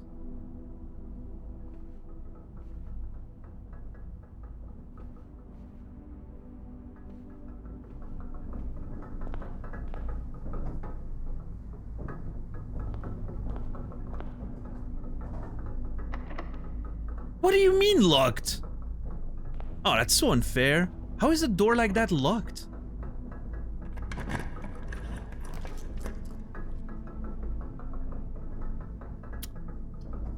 Okay, I don't hate the kennel because I love the idea of a kennel, especially with the synergy with the cellar. I think the pool's too good here. Just like space-wise, guarantees the foundation, which is always great. And then we're safe. You know, if we guarantee the foundation, the mechanarium, we can pretty much do whatever we want up there. So I think the pool's the correct choice here. What's up, Fire Mage? How are you doing today? If no flare, don't put in there. That's funny. Oh my god, there's boxes in here.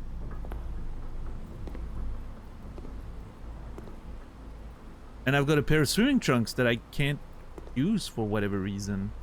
I thought I'd be able to do something. Okay. Oh, damn it. Okay, so I think the trunks spawn those boxes? Question mark? It's like they don't do anything else.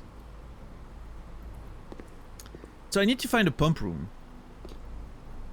Because I would like to, like, you know, get access to those 2 chests.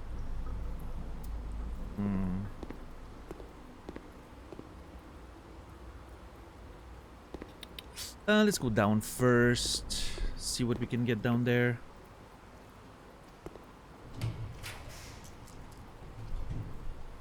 I'm not upset about the dining room, just for the sake of getting the lunchbox.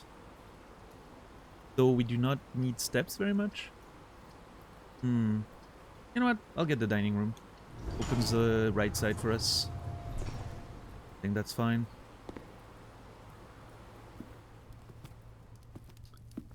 Then eventually we...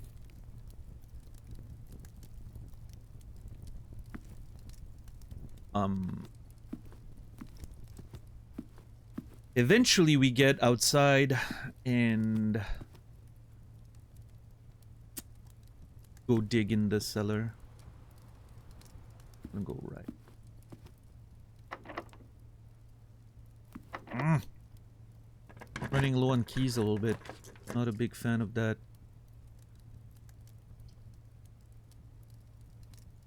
I think I'm just gonna chug the storeroom here. Get a few items. I think it matters too much that I dead end myself on this side. We still have access through the foundation, so.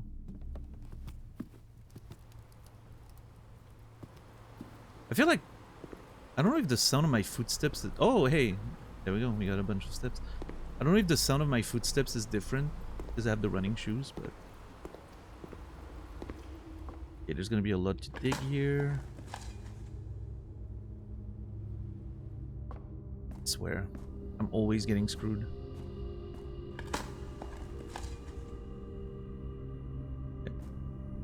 Game really is throwing steps at us right now.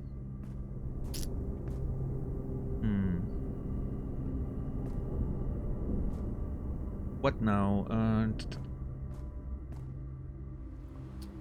Side, I think.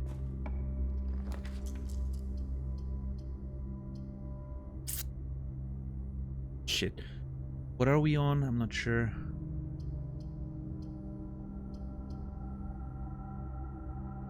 Billiard rooms gives us keys. Keys might be important.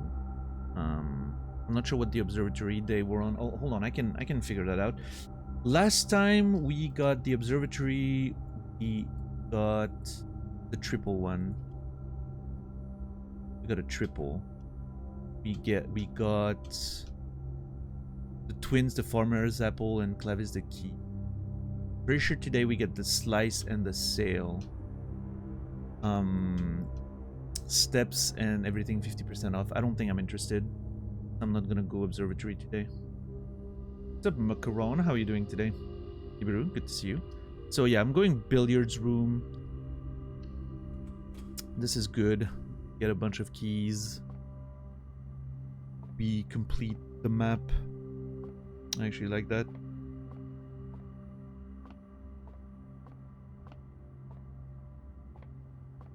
Yeah, the blueprint, the drafting is going well today, Macaron. We're having a decent run. It's still a little bit shaky keys wise, but I think we're okay. Okay, let's go.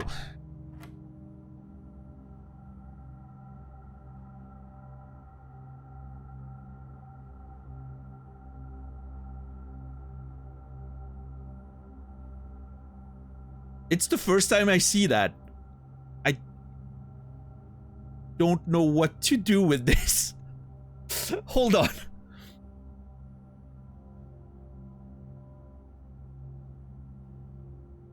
Square. Pressing the square button on my controller, it's not doing anything.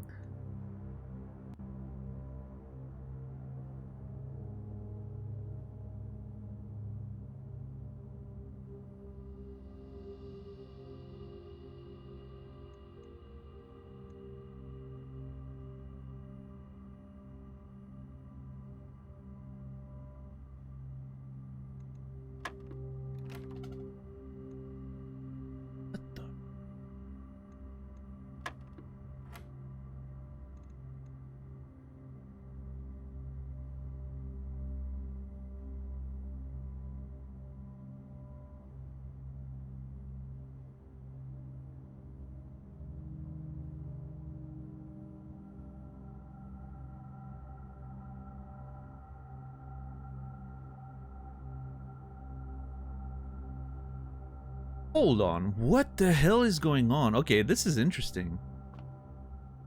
And here I thought it was going to be another simple resolution.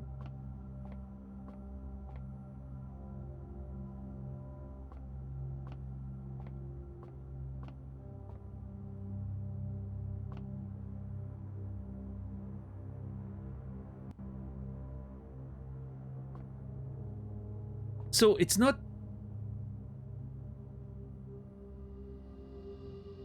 Is it maybe the same thing twice? Or is it... Does it mean squared something? Hold on, let's let's see if in my notes I have something about the rules. There was something in the classroom about that, right?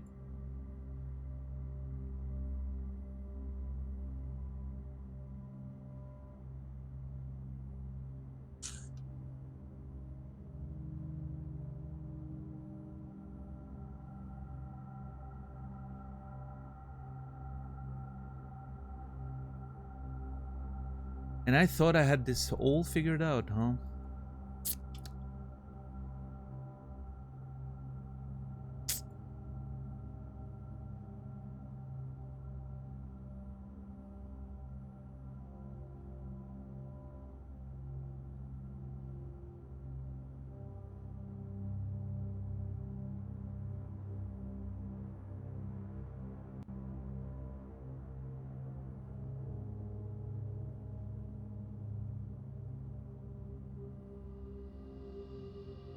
Could it mean the same twice?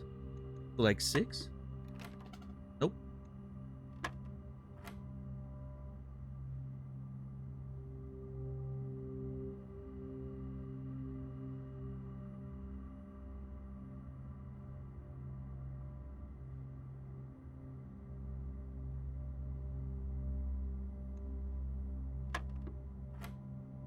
It is squared, apparently. Maybe? I mean, something changed, so... Dude, what the hell's going on?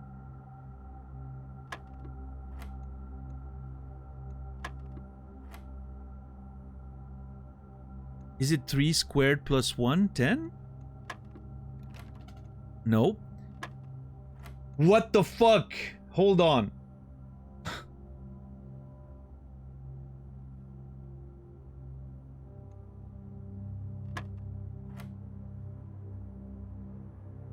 Oh, is it 3 plus 1, 4 squared, 16?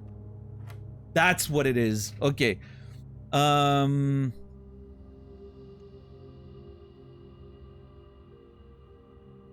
What's the order, though? 3 squared and then divided by 9 equals 1? Yes, okay. Holy fuck. Okay, that was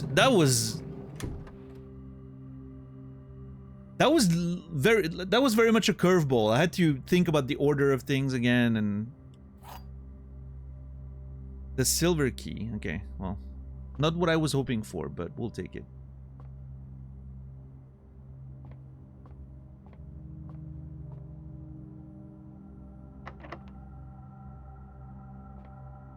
And this is a game for smart people. I'm not I'm out of my depth there.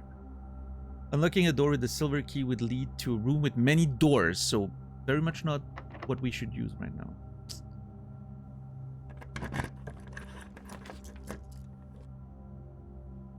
I think a sauna would be good. Just get the extra steps for tomorrow, right? Why not? Oh, and we get a little gem. Nice. Oh yeah.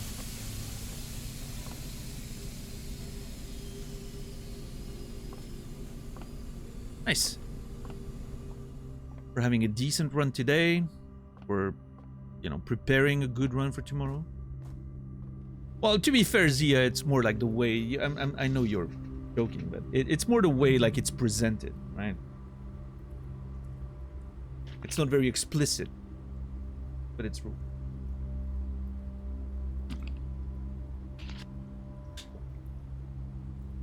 What was confusing to me is that I was thinking about, okay, the center lit up. What is the value of the center is like 50 or whatever, or 100, right? And I could I wasn't sure if, you know, and then I saw like the square symbol, and I was like, okay, maybe it's just, you know, something about the square. Yeah.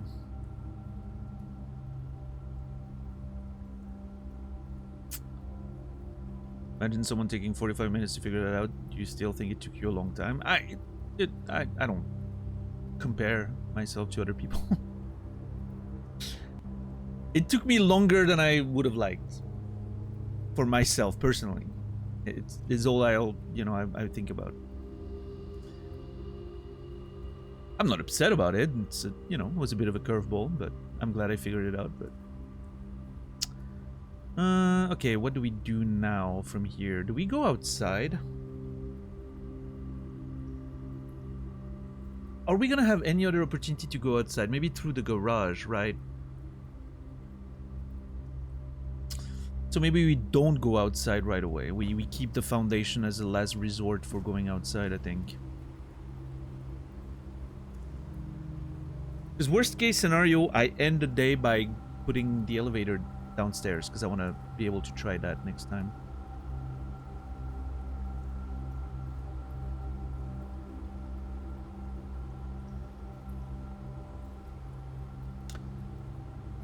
We use the equivalent of squared, au carré in French, right? Which means squared. By the square. Yeah. Literally. So, not a language barrier here. It's just that the visual language is not completely explicit, right? I could see a lot of people getting stumped because they just don't have like the mathematical thought in their mind, like, okay, squared, you know, I don't know.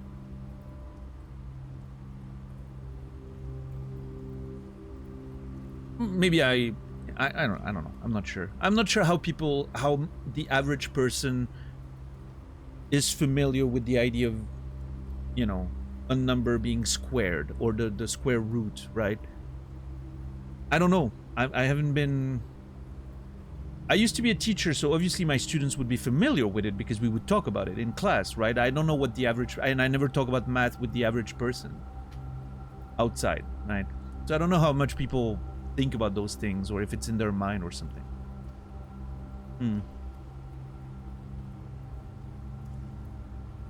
Because like, I could see, you know, you haven't thought about that since high school. Your job doesn't involve any of that. You might not even think about those things anymore. Oh.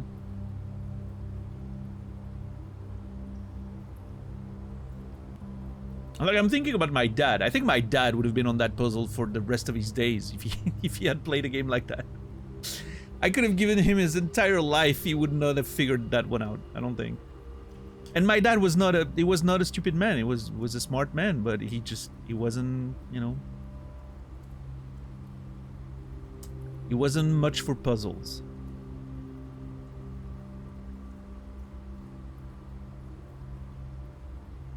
I remember I always have that memory of my dad. He was really stumped by a riddle that was, if it takes oh, what's the name of those plants that grow on the water? Lily pad or something? If a lily pad doubles in size every day and it takes the lily pad 100 days to cover the pond, how many days did it take the lily pad to cover half the pond? My dad was really stumped by that one. Even after I told him the answer and explained, it took a long time for him to really get the logic behind it. But he was a smart person. He used to work in like print industry, and then when computers came in, he wasn't interested, so he, you know, started working as a carpenter, and he was really good when it came to like building stuff and like the math that was necessary for that specifically. Not much the abstract, I think, for him was a little difficult. Anything that was abstract didn't make much sense for him. What subjects did you teach? Everything. I was in primary school teacher, so teach everything at that level.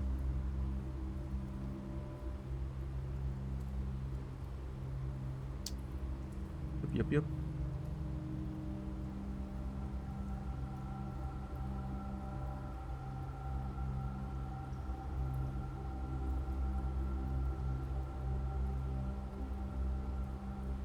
Notifications from Twitch. Make your favorite streamer's day with 35% off gift subs bundles of 5 or more until December 1st. Terms apply. Wait, is that a thing that's active on every channel now?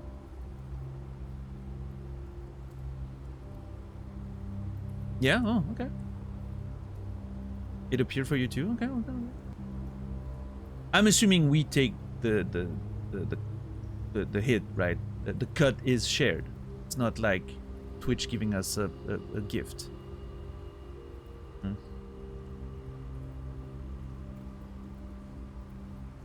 Right, RGZ for sure.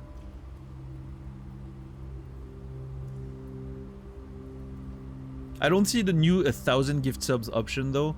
Yeah, I've heard of that. Whatever. It saves someone 5 clicks. Good for them. And the streamer, they're, you know, showering gifts. I don't think it's ever going to be a concern for me.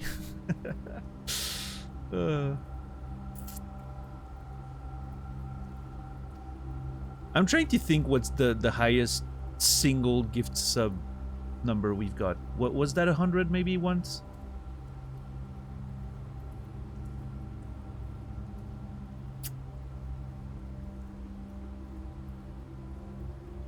A mustache can dream? You never know, but it got removed when the 35% discount started? That's weird. It's an opt-out thing, I think, RGZ. But I think it's one of those, like the cut is split. We take part of the, you know, we also get 35% less, but it's opt-out. Yeah, I don't mind. Honestly, I don't care. From my experience, those promotions tend to lead to more gift subs. Yeah, ultimately, you make more money, is my experience with it, but could be different for different communities and different streamers, right?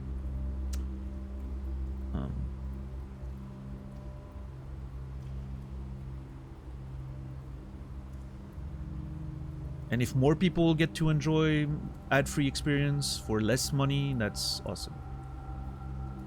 I'm not mad about that.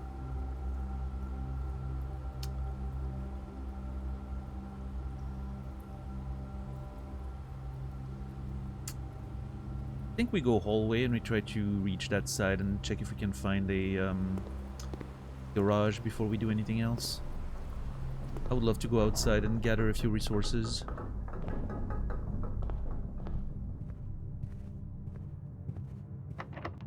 Oh shit. Is the special key a good use here? Maybe.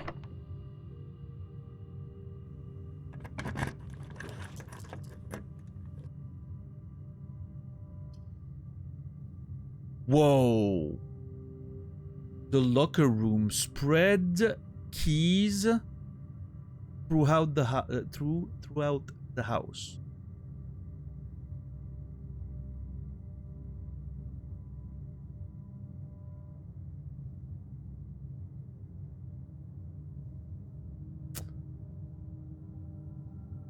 What about how funny it would be to go from 1K to 2K with one big sub donation? Totally not reasonable though. Yeah, I mean,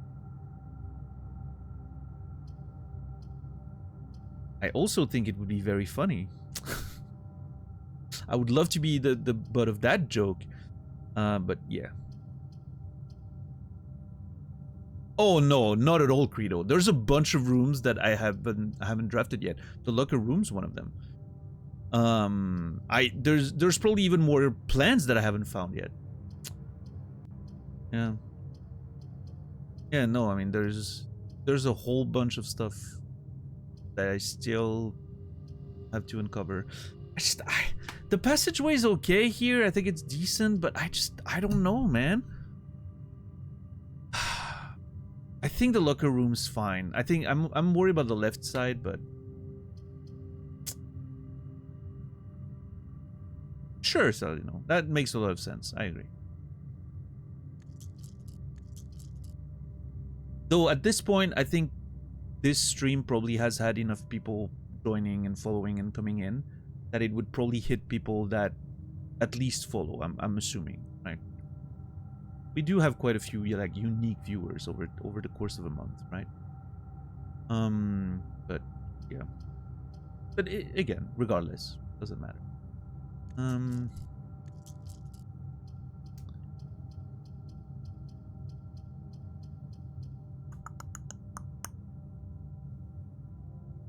I'm pretty sure Glegor, yes. It prioritizes people who've seen the stream before, at least. From my understanding.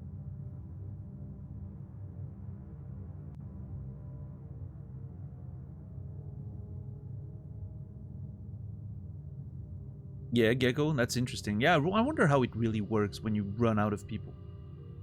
Because I don't remember, I'm not sure if I've ever been gifted a sub to a channel I've never seen before. Sometimes I think so, I'm like, this is weird. I don't think I've seen that channel before. But, then I realize it's like, oh, that person raided me into it sometimes, or it was a raid chain and I just missed the middle part because I wasn't watching, or, you know. Yeah. Yeah, Colette, same. Yeah, that's the thing, Sally, you know, with the raids, like, you could have been taken there one day and not even realize, right? Oh well. I don't hate the idea of spreading a bunch of keys in the rooms. Even though it's gonna involve a lot of backtracking if I want to check for them.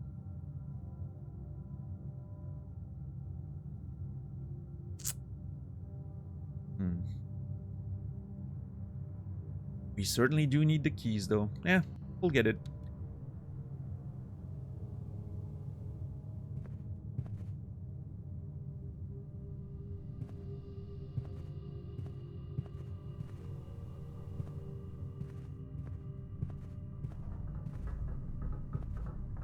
Now, how do I find those keys? Because obviously they're extremely spread. Probably.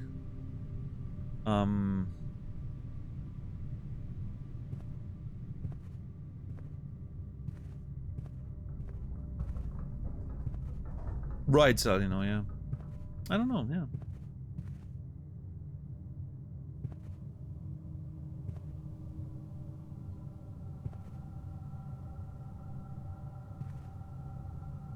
Also, 10 viewers, VTubers from Russia getting that many gift subs that it hits random people. I'm not gonna lie, it sounds like money laundering. I'm sorry. That's my first instinct. It's just like,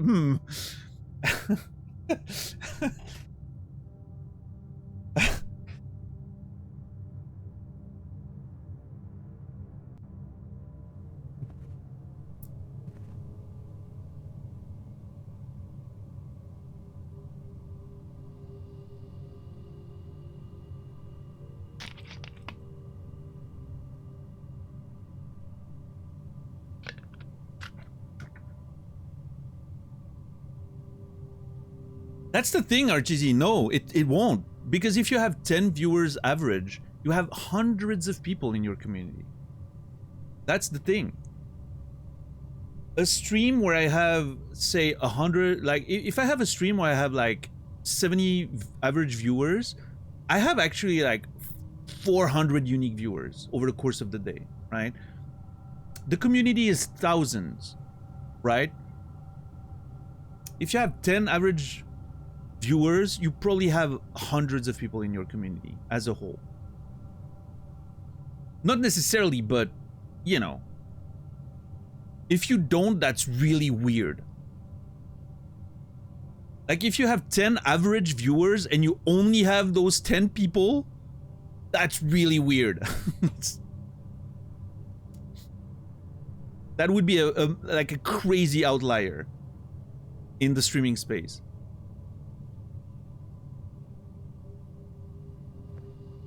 That's the, like, sort of the scaling of streaming that you don't realize unless you have all the data, like, in the background, like, which we do, right?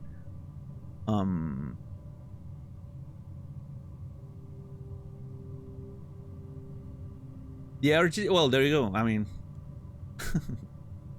but that's, you know, one example, right? The way Twitch works is typically your community, your actual community is tenfold what the average viewership is. You also stream not in English, you have less people coming in. Yeah, but I think Russian's pretty, like, the Russian community is pretty popular. I mean, in this particular case, I wasn't really thinking about the Russian part of it. I was more thinking about the, you know, 10 viewer, faceless, sort of imaginary person getting thousands and thousands of gifts. That sounds very much like a, you know, like a money laundering scheme. I wasn't thinking about the Russian part specifically, but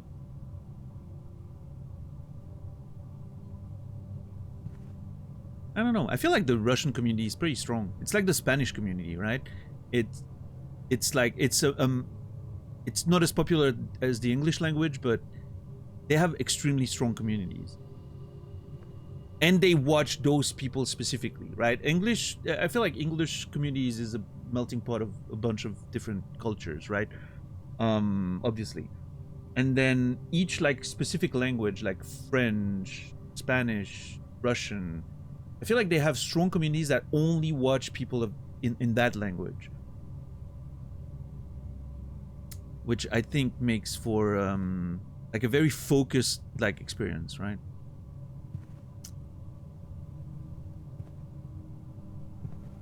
Like, it's crazy to think that literally the biggest Twitch channel is a Spanish one. It's not an English one, which you would think it is. No, it's a Spanish one. Biggest Twitch channel. Well, I mean, I guess Kaisenat has an argument as well, but I think Ibai is getting bigger numbers overall, viewership-wise. Which is crazy. Like, it's insane to think about. I mean, Spanish is a widespread language, don't get me wrong. It's probably in, like, the top 5 most spoken languages, but... because of like South America and all the Latin America countries, and but still, you know. Wait, oh my god, holy fuck, I need to find a toolkit or whatever it's called, lockpick thing.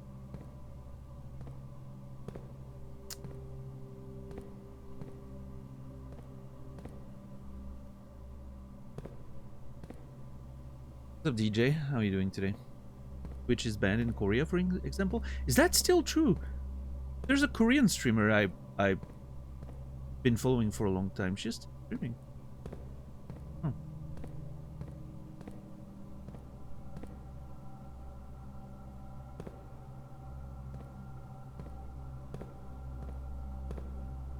German Twitch scene is huge as well. Yeah.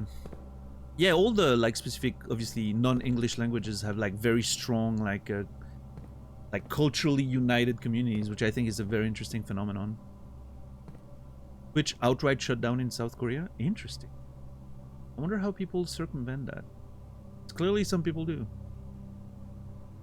Yeah.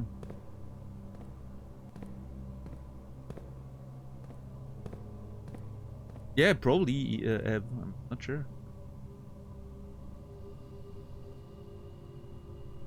Okay, I'm not sure what the play is here. There's a part of me that wants to backtrack and collect all the keys in the fucking house, but... Bilibili, yeah, they have an esports team too. That. And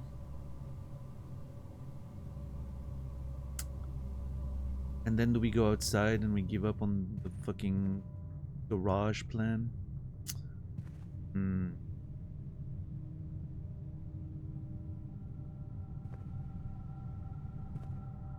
Yeah, you know what?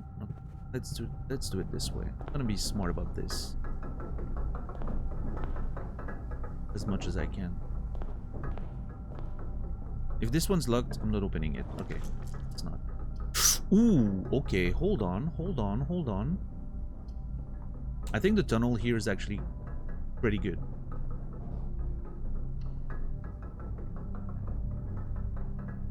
I didn't know Kick had an F1 team. I think they're just sponsoring a team, right? They don't have like a specific F1 team.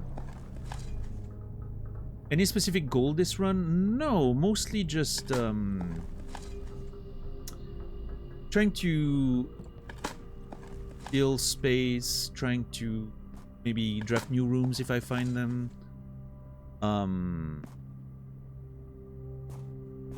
Trying to leave the elevator in the basement, big one.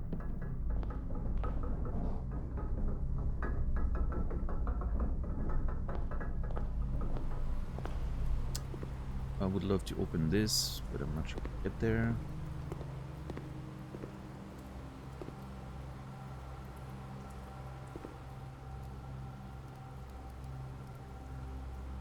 Haven't been one. We haven't been to rank 8 yet. We'll get there eventually.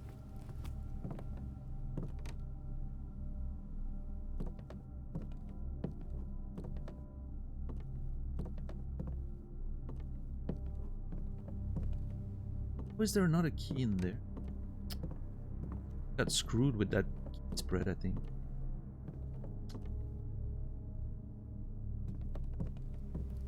Okay, shoes. Now's your time to shine.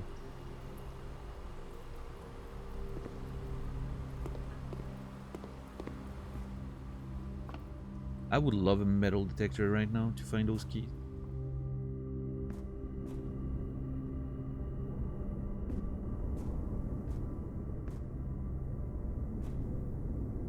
That team will be Audi. I don't think they want to kick sponsorship.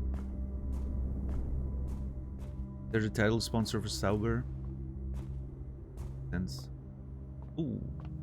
Oh, fuck. I thought that was the key. Where are my keys? Oh, my lord. I'm telling you, that key spread was awful.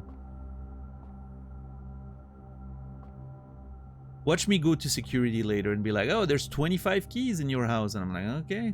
I haven't found a single one of them. Okay, I'm gonna go downstairs. And then come back in through the house so I can backtrack everything and collect the keys, hopefully. Without losing too many steps.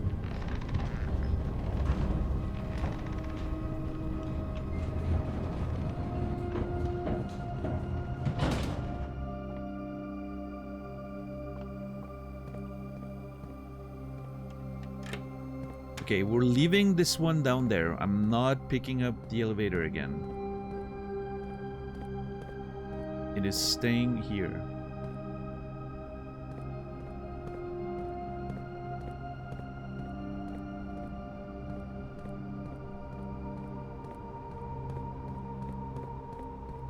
Thank God for the running shoes.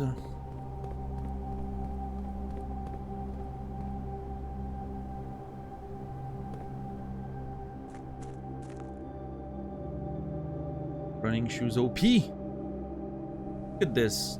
They're so effective outside. I think there's like...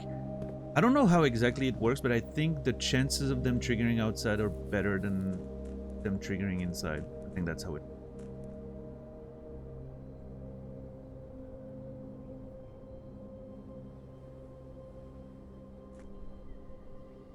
Do I want to check Blackbridge real quick before going back in?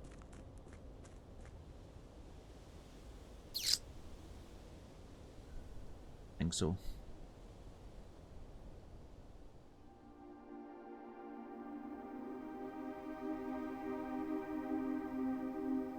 Oh, and I need to check the... Fuck, I almost forgot. The cellar. Yeah. Yeah. Okay, let's see. Red guard. Shit. My notes. Red guard. Red G. No, red. Wait. Red. I don't know.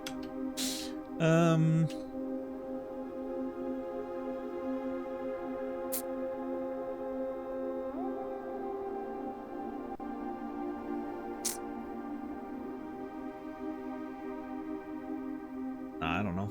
I don't. We'll leave that for future. Sneakers! Yeah, I'm pretty sure the sneakers work better outside than inside. Yeah, they almost always trigger outside. It's like 75% of the time. And inside it's more like 25%. Just, you know, I have no idea what the actual figures are, but that's what it feels like.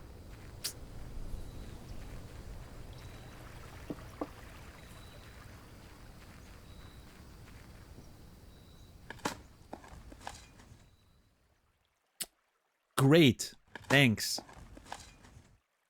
Okay, that's great. Pays for itself. Oh, come on. Dude. I don't care about coins. Yes, that's what I want. Keys. Gems.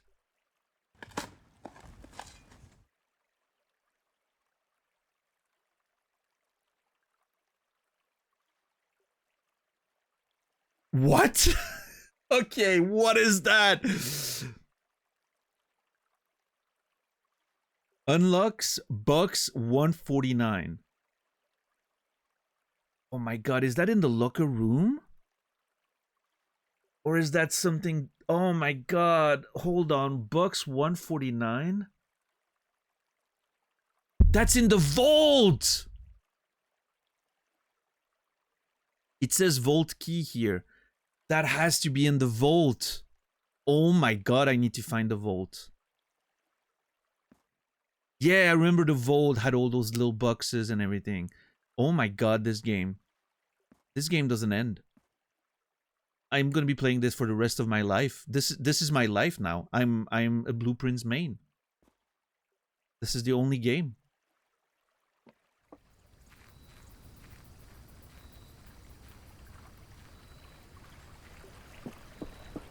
That's it.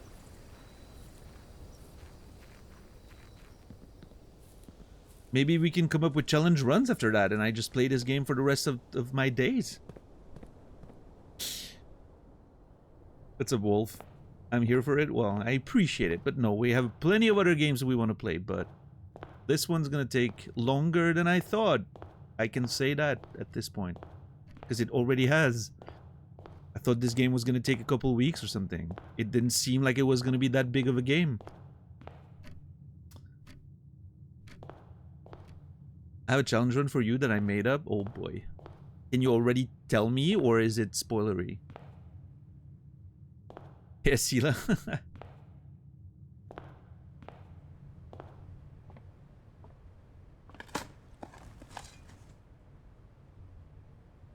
Yeah, no, Quasi, I did not. That's true. I had no clue what I was getting in. I'm not complaining. I'm enjoying this. This Silksong can wait. It'll be there when we get there. Wait, perfect.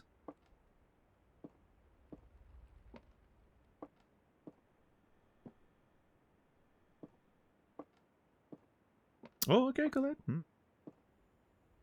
Interesting.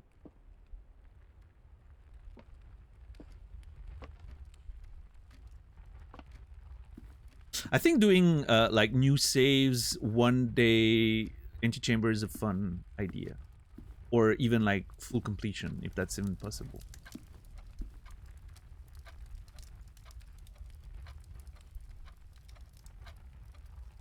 I mean, I guess it could be. I'm not sure what the implications of the RNG you would need are, but I think like in theory it should be possible.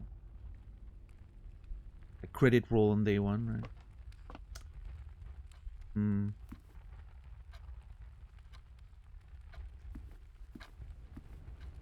I'm not getting as many keys as I was hoping. I will say that.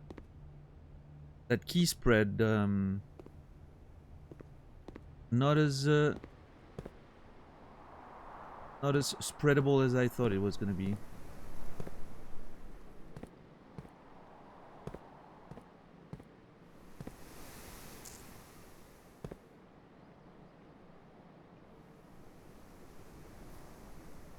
And we do have a bunch of rooms to check still. Ah, here's one. What's up, Edsta? How are you doing today? Yeah, I have not succeeded yet. I mean, it clearly needs a little bit of RNG, right? Like, you need a little bit of luck. I think I'm gonna get the metal detector. It's actually gonna help.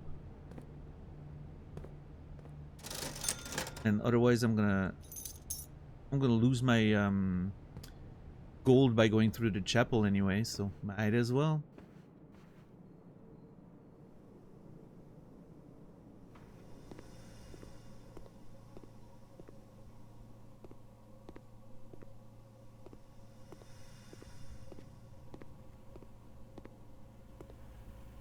Alright, security. How many keys are left in this fucking house? 2 keys only. Oh boy, it's not worth my steps, I don't think. Oh well, I mean, at this point I'm already here. Bedroom. Might as well. And we have the shoes, which helps. you know.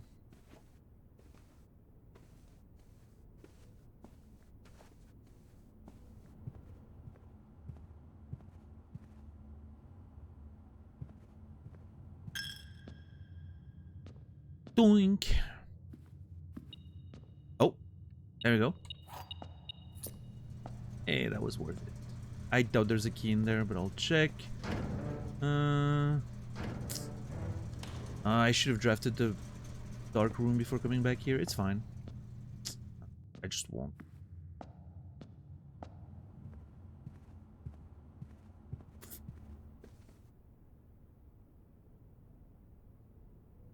Now,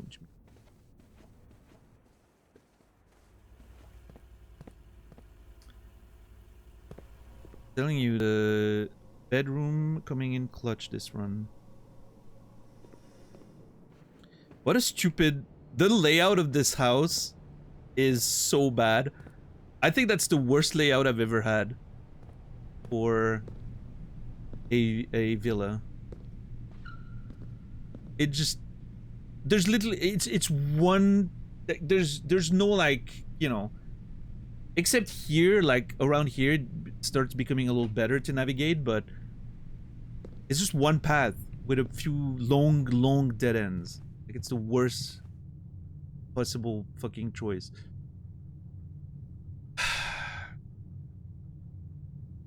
There's a key somewhere that I missed. It's fine. I'm not gonna look for it. I have 8 keys. Okay, what do we want? We want a pump room and we want the vault. And then my leftover keys, I'll come back here and I'll open those doors. Now, I haven't had security doors yet. They better start showing up. Ugh. I guess the Nook. Yeah, the Nook is fine. First locker room, yes. Decided to spend some keys there. Also, it seems too late to get the fucking sure. To get the code check. It seems too late to get the code check. Oh my god, what do I do? I think we get the library because we still have options to go up with the tunnel. I don't want to miss too many rooms there.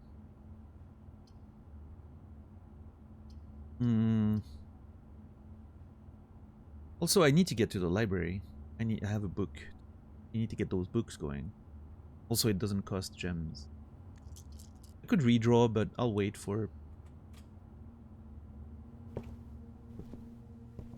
last resort type thing. Okay, we have a strategy book to read. I'm first gonna check upstairs. Okay, let's see. I still don't know what the 23 hours and 47 minutes mean. Can be the game time.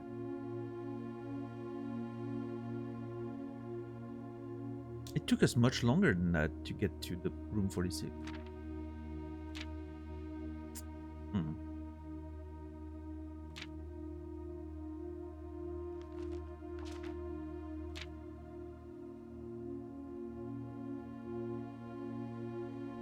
I love my hallways.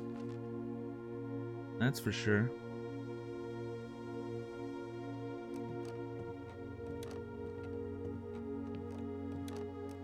Oh!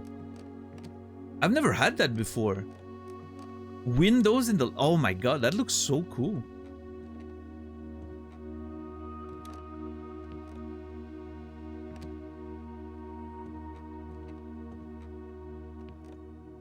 Oh yeah. Beautiful.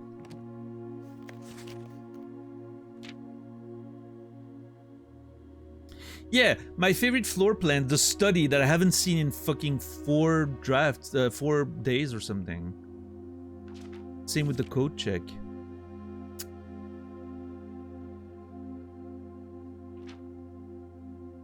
Unreal.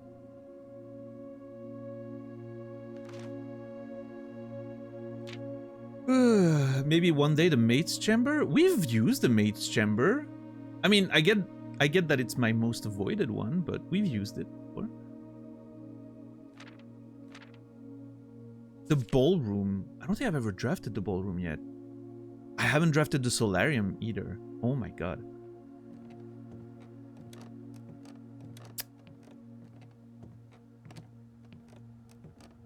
So many. Maybe one day, yeah. So many more rooms. Let's see, do I learn anything new here?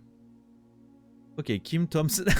That's so funny. Because there's that letter, that email or letter that she wrote where she's like, I can't find the lab. This is a mess. I hate this, right? She's like first day at the job.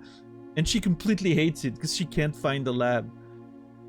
It's so funny to think that she borrowed the book. Probably when, you know, by the time she came around. She had to learn to draft to get to work. What's up, Facehugger? Thank you for the 42 months, tier 1. Appreciate you. Thank you. Hope you've been well. Alright, Drafting Strategies, Volume 3. The potential within. We all start as an empty floor plan.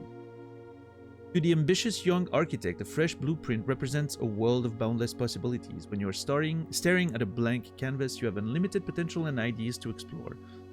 But with an abundance of options at your disposal, the architect can also become overwhelmed by the countless choices and decisions that need to be made. Should I draft a hallway or a closet? How many bedrooms do I need in my house?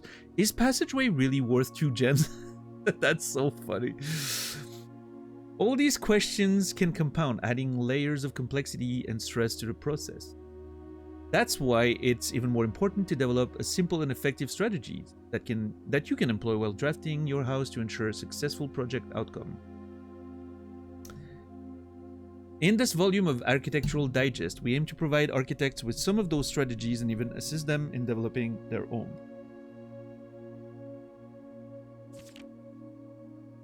Gems, gems, gems. Got a day of vinyl shopping tomorrow? Hell yeah. Enjoy it. Haven't done that in decades. My only joy this week, outside of playing Blueprints, is going to be probably eating a kebab on Friday or Saturday. I want to eat a kebab. I've already planned on getting one. That's what I'm most looking forward to this entire week. Although many architects employ different strategies when developing their house designs, most of them agree on one principle. Have gems while drafting. One of the most common ways architects draft themselves into a corner is by not having the resources they need when opening a new door. If you like the gems, consider all three presented options. To consider all three presented options, you may be forced to draft a room you do not want. To avoid this predicament, focus on drafting rooms that grant you gems and prioritize acquiring gems as early in the day as you can. This approach is a surefire way to set yourself up for success. Yeah, or have a fucking code check with the best fucking item in the world that we can't find anymore for some reason.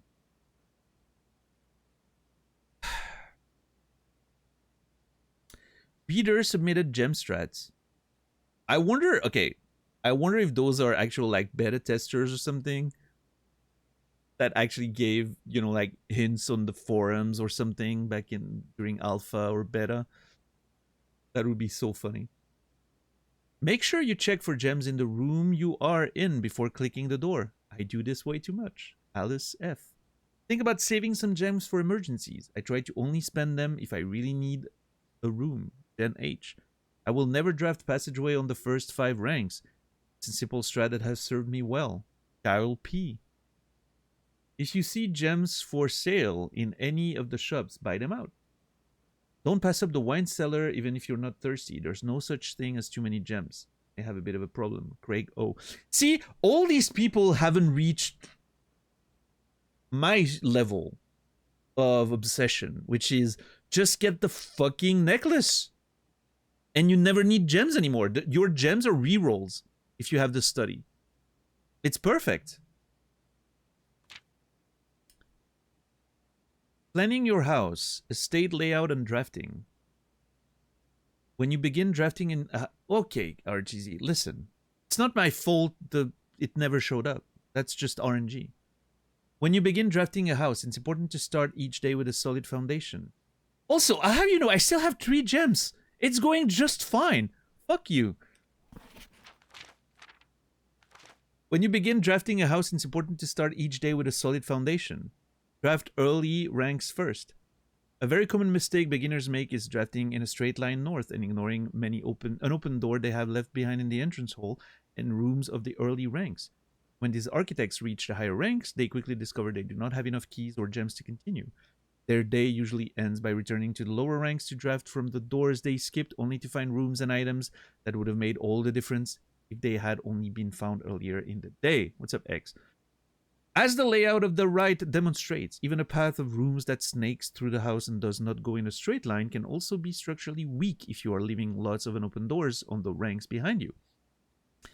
By starting each day on a strong foundation of rooms on the early ranks, you will have much better chance of finding success when you eventually start heading further into the house.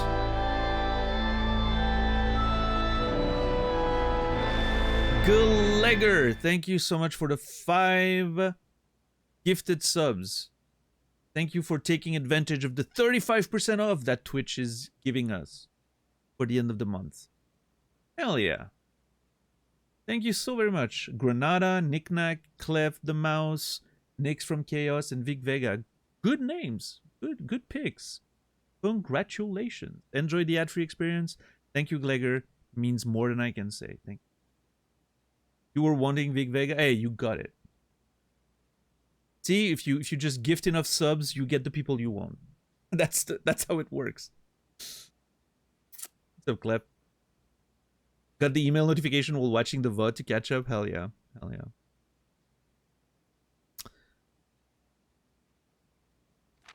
Top drafting combos. 5 combos you don't want to miss. Another aspect to consider when planning your house is the order in which you draft rooms. For instance, if you draft Cloister before the Terrace, you will be down 3 gems. But if you draft them in reverse order, Cloister would be free. Identifying a synergistic pair of floor plans is an essential first step, but determining the optimal order for drafting those rooms will provide you with an additional advantage, significantly improving your chances of success. You know what? This also gets beat by the necklace strategy. Other combos. Foyer drafted before Great Hall would mean that all of its many doors would be unlocked. That is true. Drafting a bunk room after the nursery will give you 10 extra steps. That's true. You won't have to backtrack constantly to collect your gold spread from office if you draft a conference room. That is true. The attic. I've never seen the attic. I've seen it. I don't think I drafted it. I've seen it once, I remember. But I don't think I drafted it. 8 items? Oh my god, I need to get to the attic. The more items you have, the greater your chance of being able to create a workshop contraption. That is true. Making a connection. Estate connectivity. 2-pair combos aren't the only form of room synergy. You will find some floor plans only work by drafting other specific rooms. These rooms aren't powerful on their own, but can become very useful when their connectivity is eventually discovered. The utility closet is a perfect example of this. It doesn't do anything by itself, but it can literally power up or down other rooms you have drafted in your house. The garage grants west path access. The dark room turns the light back on. Yep. In a gymnasium, turn lights off to prevent step loss. I know all of those things. Other examples of connectivity. Her ladyship's I've never found that room. Not once have I even seen it. Her ladyship's chamber. I don't think I've seen that one once. Next time you enter the boudoir, gain 10 steps. Next time you enter the walk-in closet, gain 3 gems.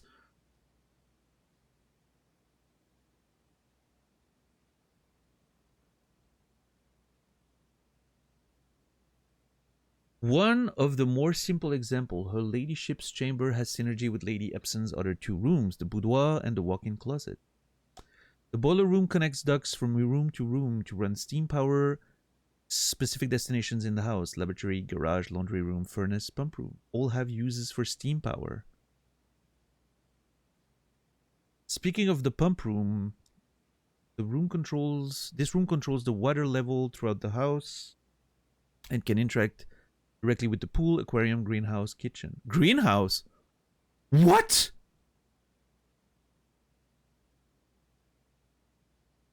Also the kitchen? What the hell? Okay, hold on. I clearly haven't seen half of what I can do with the pump room yet.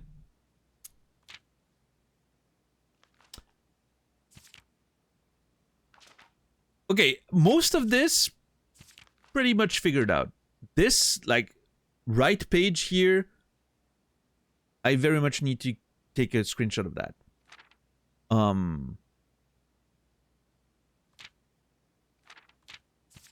gonna take a screenshot of everything, but I'm just saying, like, this part is particularly important.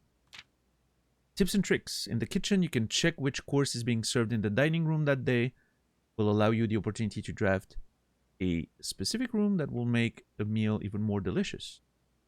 Besides counting as 2-bedroom, the bunk room also counts as 2 rooms. Will increase the amount of steps granted by the master bedroom, the amount of gold spread by the tomb, and the amount of keys found in the servant's quarter. That's amazing. I've seen that happen before, yes. Each time you solve the puzzle in the billiard room or the parlor, difficulty will increase slightly the next time you draft that room. Oh, it hasn't felt like that, I will say. I'm looking forward to more puzzles then. Just because you didn't find any items in a room when you first explored doesn't mean that it will be the case the next time you draft it. The day after drafting the freezer, it enters an automated cool-down free-freezing cycle during which it cannot be drafted for the next 24 hours. Oh, interesting. If you're stuck or don't know what to do in a specific room, sometimes it is smart to move on. There are multiple ways to solve many of the challenges you will come across, and there is a very good chance you will find a piece of information down the road which may help. When in doubt, draft rooms you've never seen before.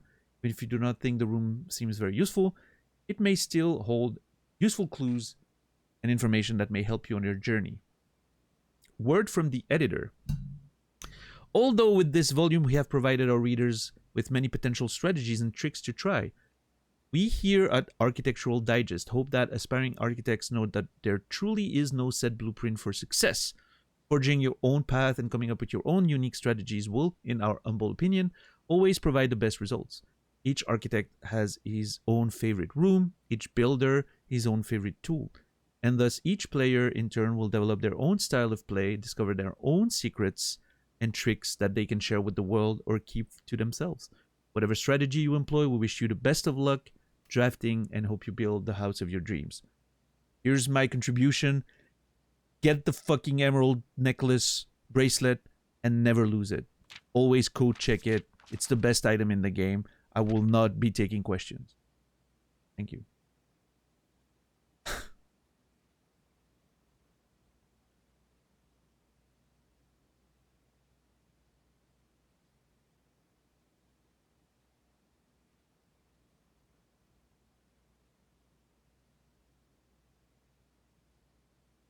All right, let's see.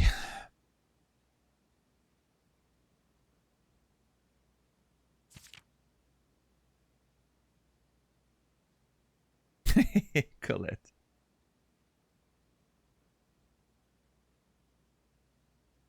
The code check bracelet life is a tough life.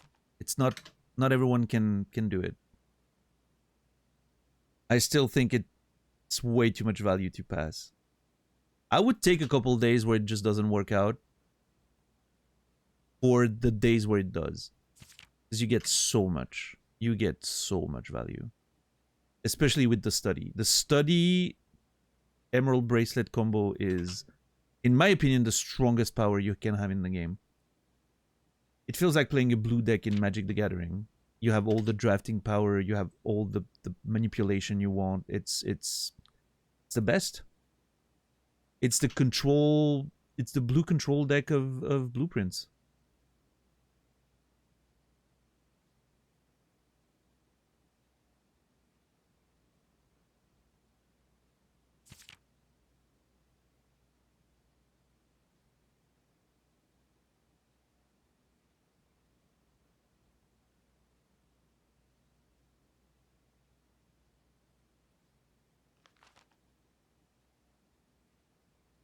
But I think that's exactly what the book says, right? That's the beauty of this game is there's more than one viable strategy. And so I'm just taking screenshots, by the way, if you're wondering what I'm doing. You just find a strategy that works for you, and hopefully it pans out.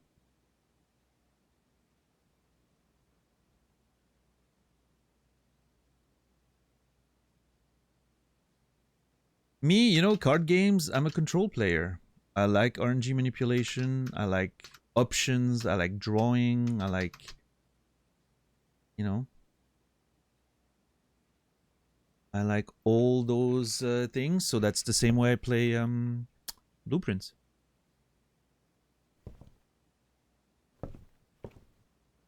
All right, I think we're done with like the basic books. So next time we can order a book, we're gonna get to the history stuff, like the actual like lore stuff. I am so excited. I am so unreasonably excited.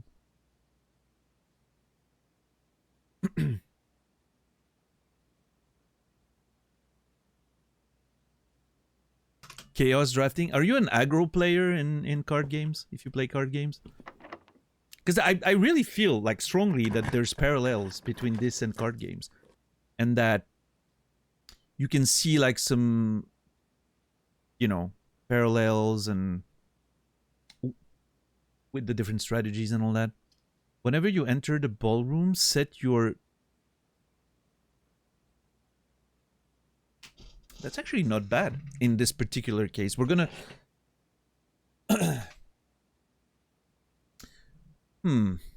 I don't hate this in this current setup.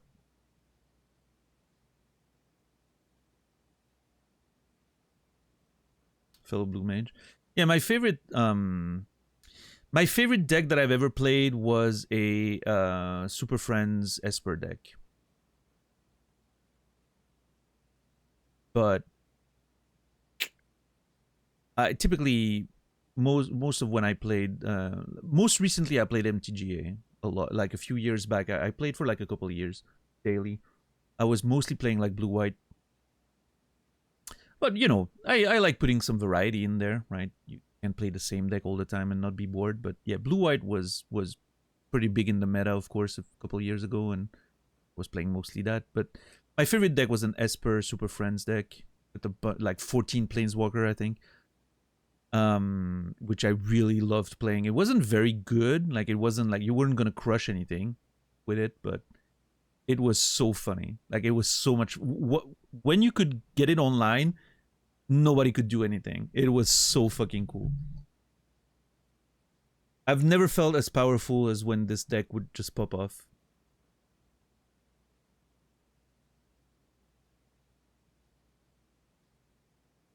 My favorite deck I've ever played. It was so beautiful. I'm glad someone had fun. Listen, would you rather play against another fucking red aggro deck? Come on.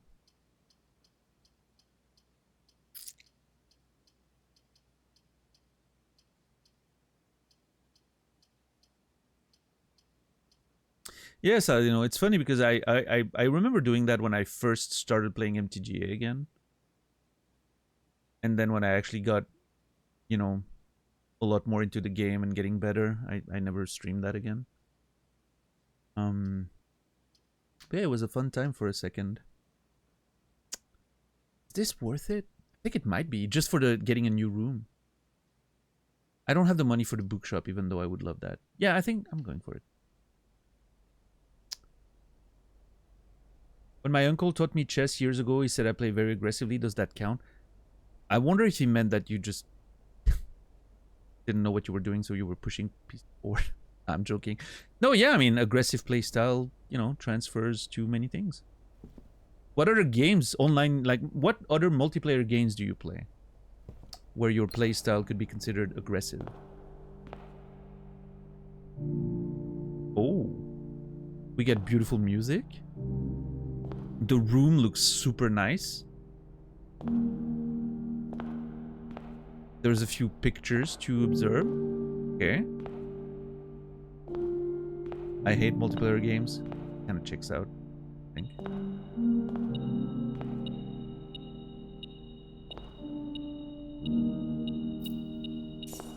Not gonna lie, I was hoping for a key.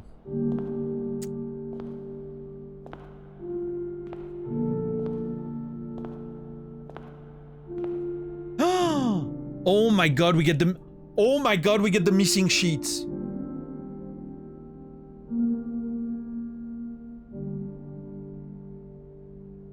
I just got extremely hyped. I'm very glad I drafted this room.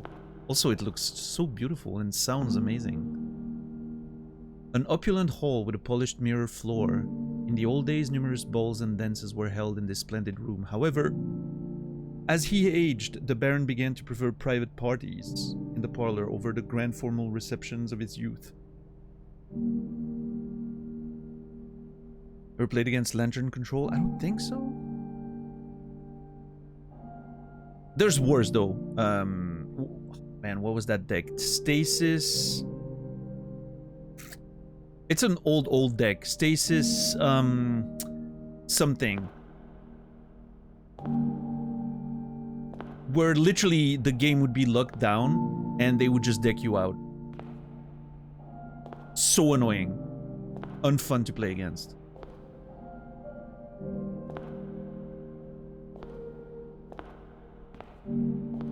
Yeah, Riley. That's true.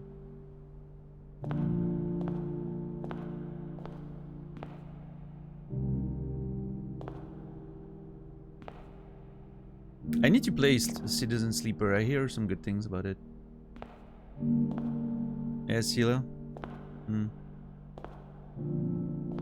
Yeah, I mean, I'm sure you know what deck I'm talking about, but it's like... yeah, it focuses around the stasis thing, which prevents anyone from untapping, including you. But then you use like specific weird interactions to maybe untap a little bit. But then yeah, you basically want to lock the game down and then just make sure they deck out before you do, and that's it. Something like Naz would play. Like that's a deck Nazral I would play. He knows, and if he's listening, he knows I'm right.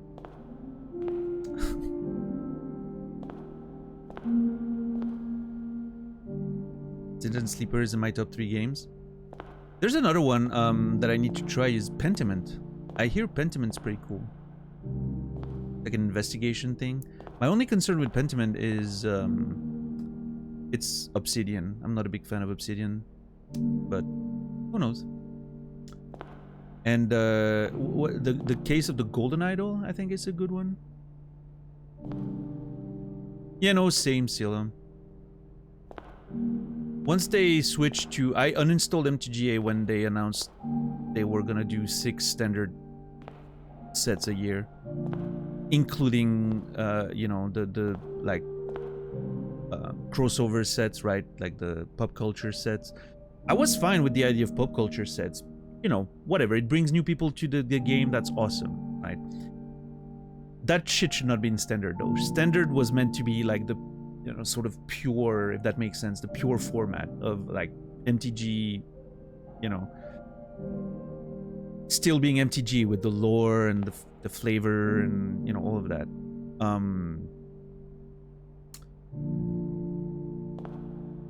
And I mean, 6 sets a year, like it's impossible to keep up. It's way too much money. So, yeah, whatever.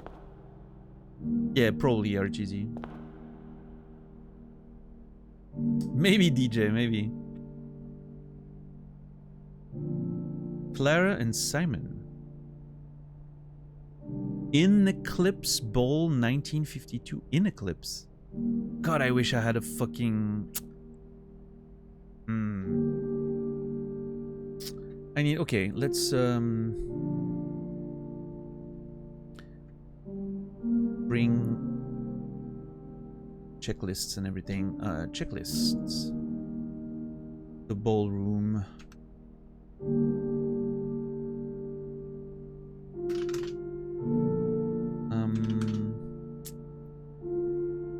Check the picture with Magglass.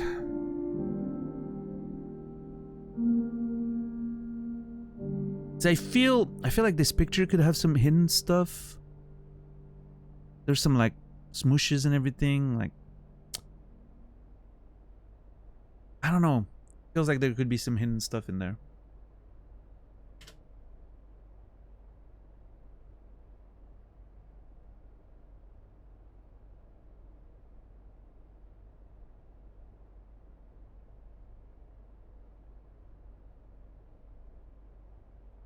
Okay, Flamingo. Good luck with that. Alright, and then we draw...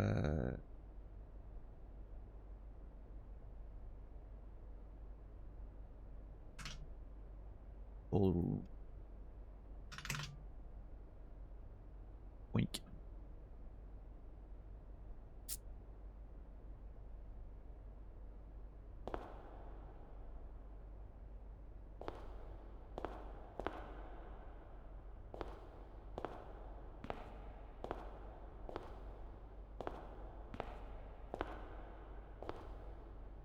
I wish the music continued. You know what that track reminded me of a little bit with the piano? Alpha Minecraft soundtrack. The, you know, very eerie, slow piano. Under these stars, the dance is held, and to the floor we are compelled. These gowns glide on and music swells, and at the end the clock strikes 12. What that means, only time can tell. Yeah.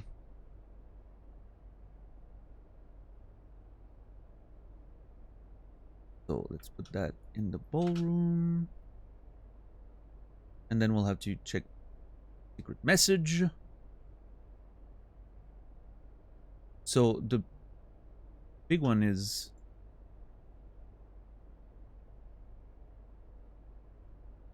R. And then the real one is under. White trees. That has to be outside. What's up, Sylvan Shade? We need to go back outside today. There might be some shit to find under the stones on the white tree.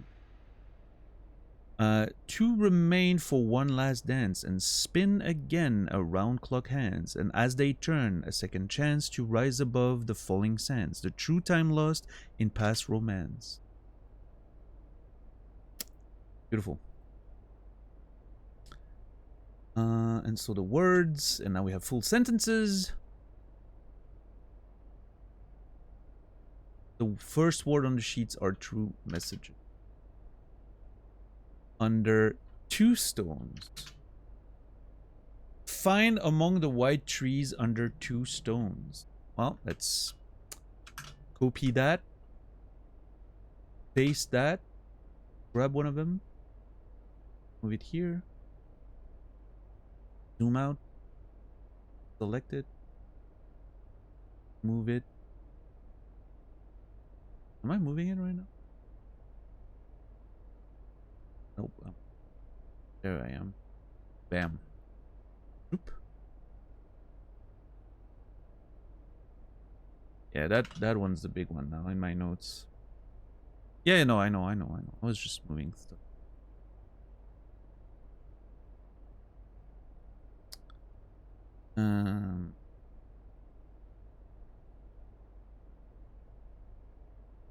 Check outside.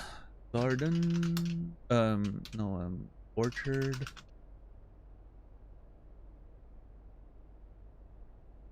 Camping ground. The white trees. I don't know. I don't know about that. Well, hey, if we could find a garage now, that would be nuts. Shit. I could use the steps just for the sake of backtracking. I could re-roll, try to find a garage.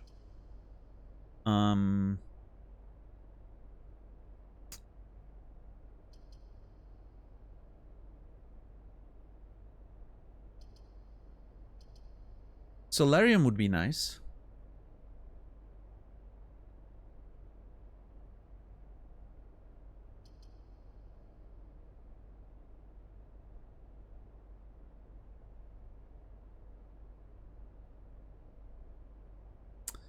I'm just worried about running out of steps.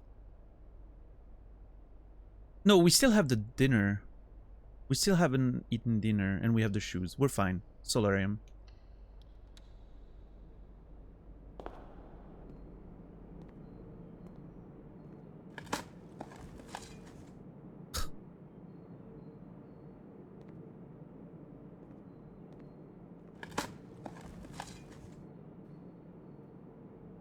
You know, I'm wondering if the colors of the...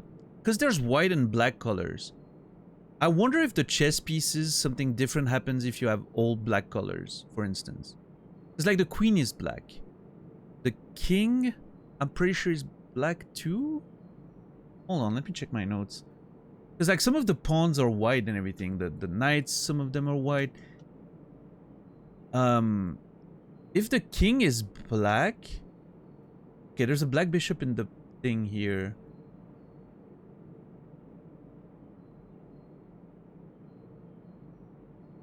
Because like last time I did the chess piece puzzle, it was a mix and match, right, of black and white. I wonder if you get all blacks, you get maybe something special. Like it's actually something that could be true. Because there's a reason for the colors to be there. Again, could be a red herring, but... Where's the king? The office? Yeah. Ah, it's a white king? Fuck, that kind of defeats my theory. Maybe there's a black king somewhere in a different room. I don't know. Let's keep an eye out for that.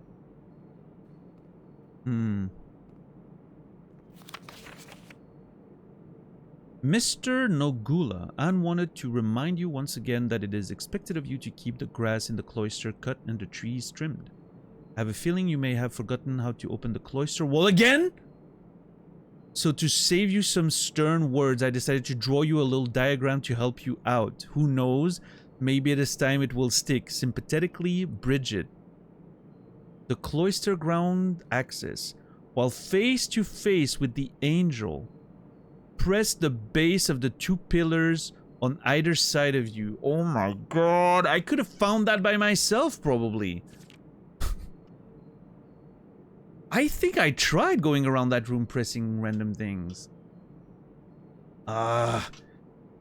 Here's the thing. This game is really good because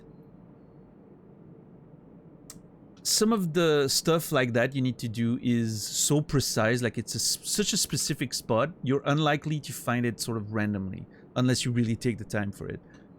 But at the same time, you're like, I'll just find a hint later or something.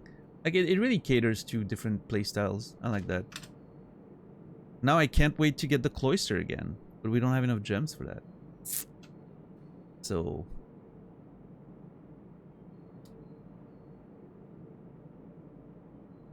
Bridget sounds sassy. Yeah, most of them are. I've known a few.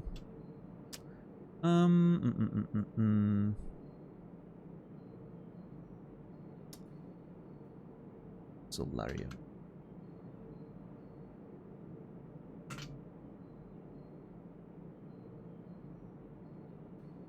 No, not Solarium. Cloister.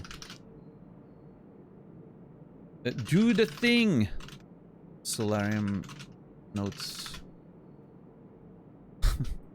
Hopefully future Daniel will remember what that means when we get there. I literally just wrote do the thing.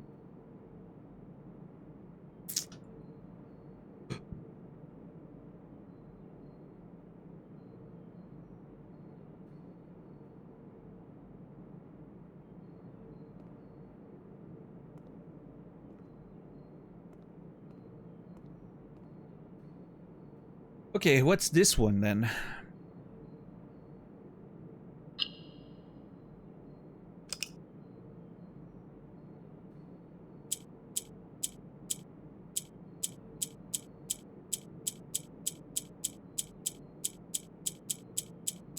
Okay, so it wants the green ones in the corners. Yellows only go up, right? Yeah.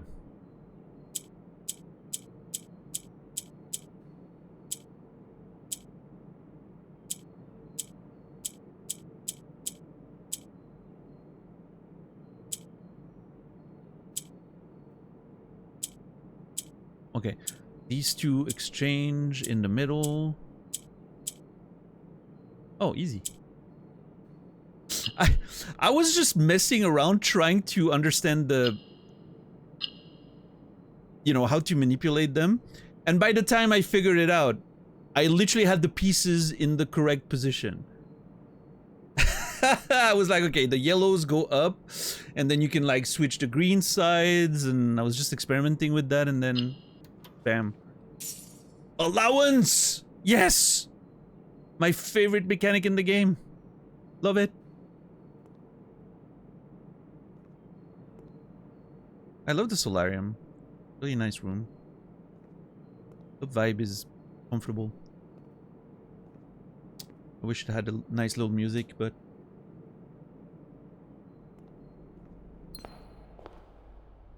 And now we get 2 gems again. Okay. Now what? Tunnel? And see if the adventure continues. Or if we're gonna spend all our keys on this. And I also need to get outside at some point. I can do that next run. But I need to check if there's white trees outside. I'm not sure. Like birch trees or something? Ooh. Oh! No! I don't have the gems!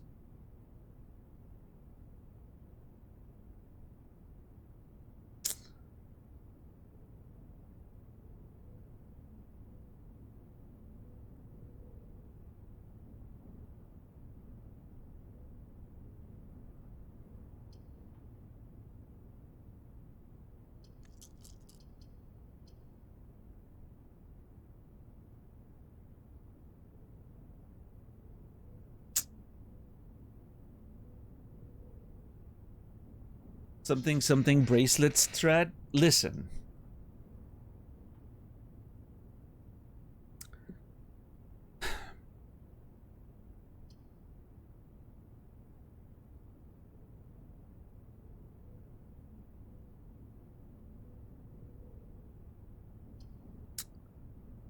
Do I go tunnel here?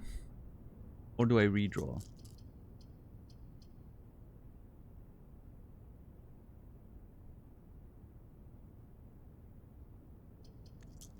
I think... I think I tunnel and I redraw on the next one, potentially. I think going north is fine here.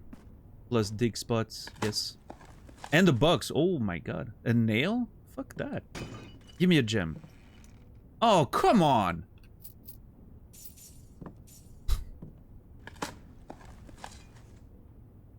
Why am I getting coins? What? Fuck off! Give me a gem! Oh, come on.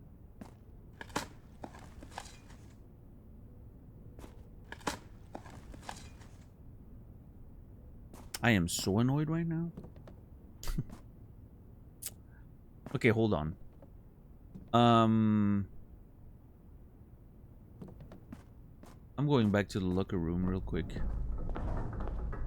Also, if my shoes could trigger, that'd be awesome. I'm gonna open a few of those.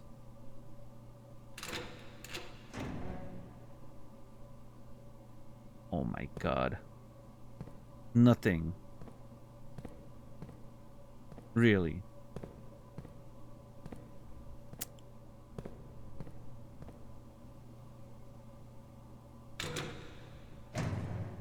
Oh, come on!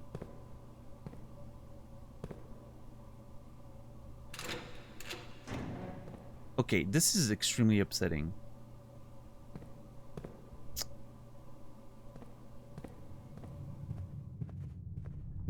I was trying to find a gem. Because if I get the cloister again, I'm gonna be upset.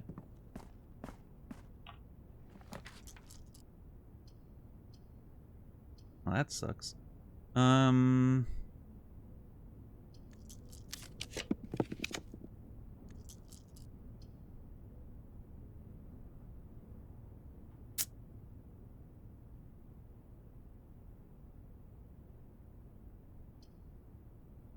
You know what?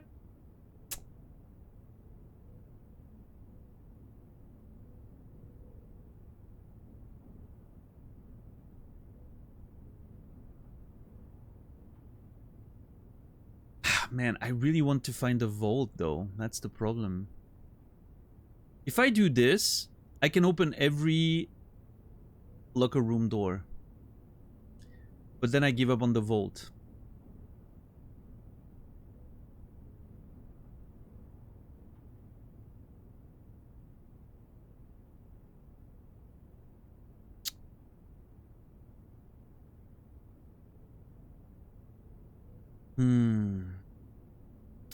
God, I would love to find the vault, but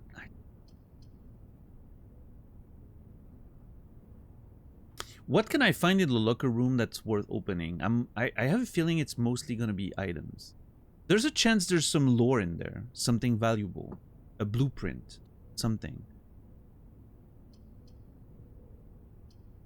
But I mean, we can always get a you know, a run later where I get a bunch of keys and maybe a lockpick.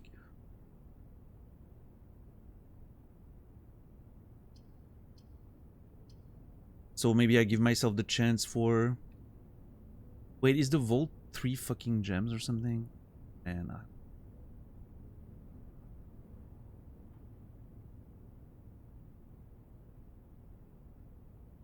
I'll open the office. And then before I get in there, what I'm gonna do... Oh, wait, hold on. I'm rank 7, right? Okay, enter. Select the promotion. I forgot about that. What do they do again? I do not remember.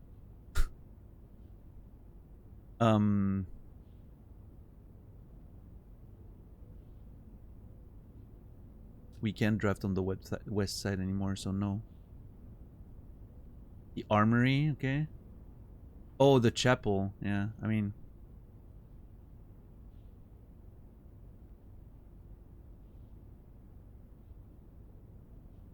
It's between the chapel... Do I need the gold for whatever reason?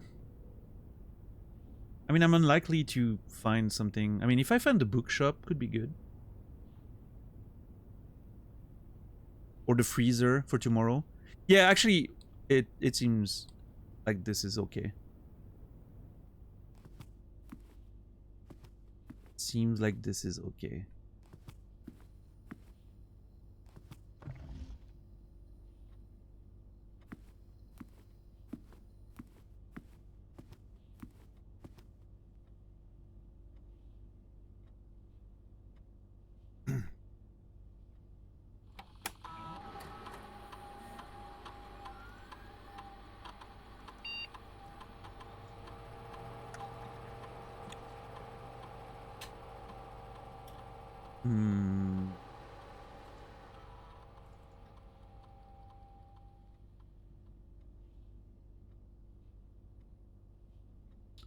Nothing new here.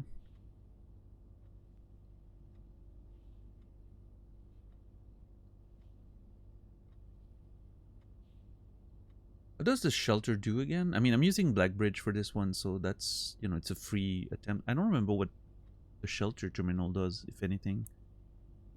Oh.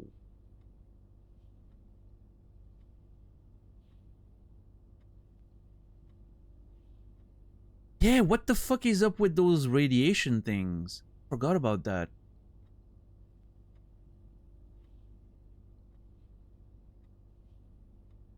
This means that at some point we have a way of triggering an emergency protocol which unlocks every fucking door in the house?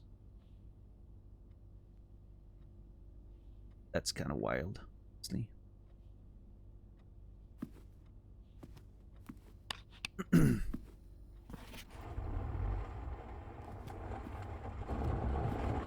I still have no clue what those things are, by the way. The code for this. I don't...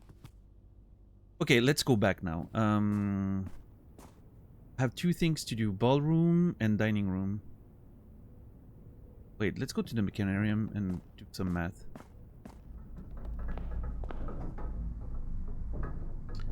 One, 2, 3, 4, 5, 6, 7, 8, 9, 10, 11, 12. Okay. Good enough.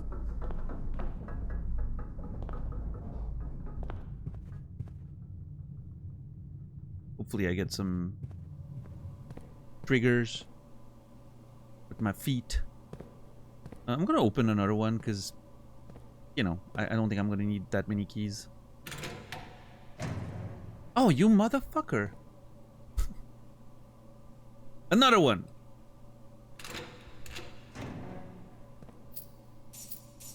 Now I really want to find a shop. Alright.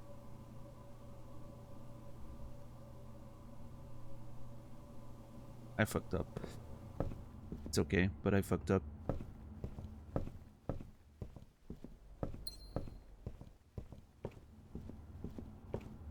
My shoes are not triggering. That's annoying.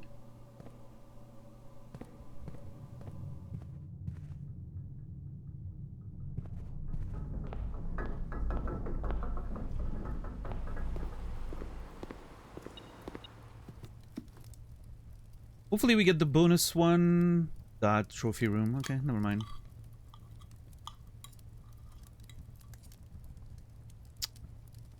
And we get an extra little step with the salt.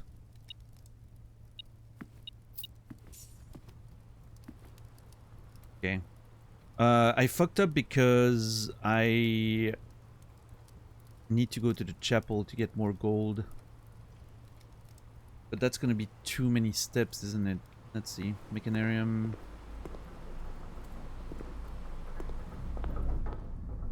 Okay, how many is that? One. Wait, how do I go to the fucking... Oh my god, the chapel is all the way at the beginning. There's no way I'm getting there.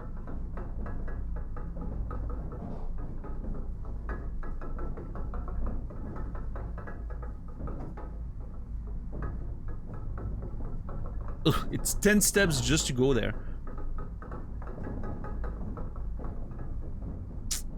Well, fuck that strategy. Let's open the next room and see what happens. It's just not panning out. Like the end game of this run's not panning out the way I was hoping. It's okay.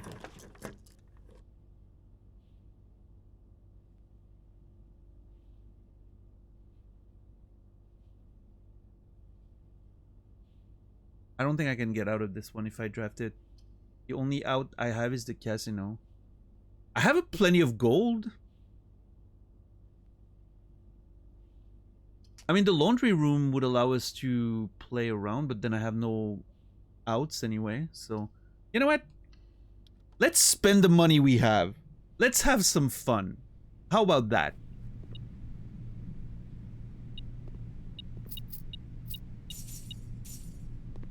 And let's see what last thing we can get.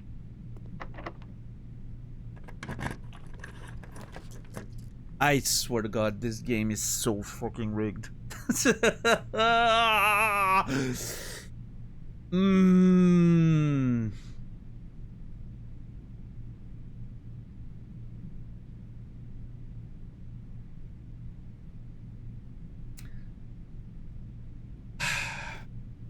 I know the it seems that the vault has more of a chance to spawn on the last rank. That's what I've noticed so far. Most of the vaults that I've drawn were on rank 9. So that's something to keep in mind for the next time I find the key, right? But like, dude, if I had a bracelet or anything, I could have... Oh, man, this would have been so good. I mean, we'll find it again. It's not a big deal, but I'm just annoyed.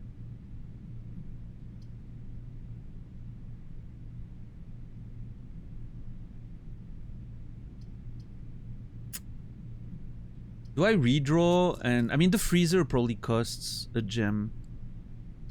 It's like the freezer would be good, right? For tomorrow.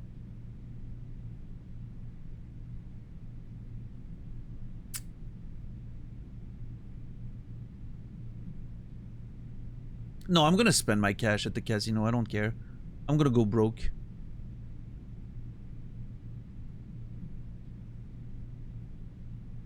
You know what? Let's redraw. Let's spend our last redraw, see what we can get. Whatever.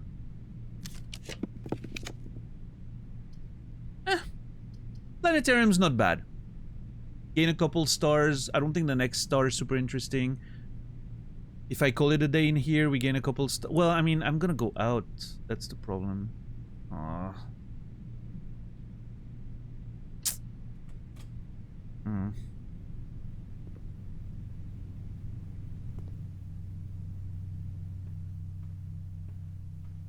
What would be... Okay, we're on 17, right? Yeah, so we'd be on 19, so it would be 20 on the next day, which would be Florealis.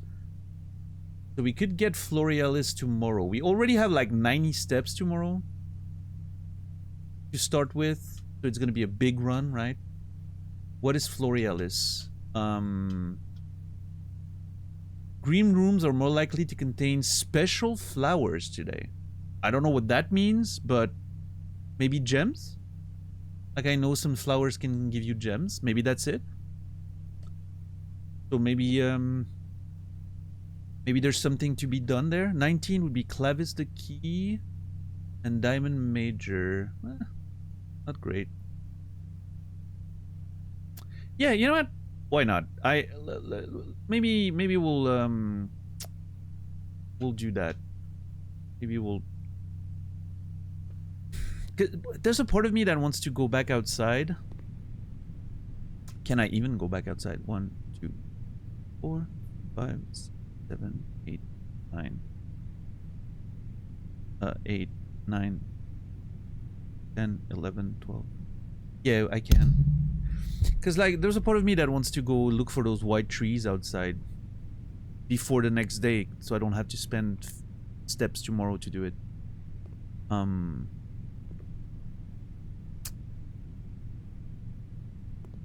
Anyway, let's gamble first, and we'll figure out the rest later. We don't have the handle. What do we spend money on? I don't even know. We have the roulette and the slot machines. That's it.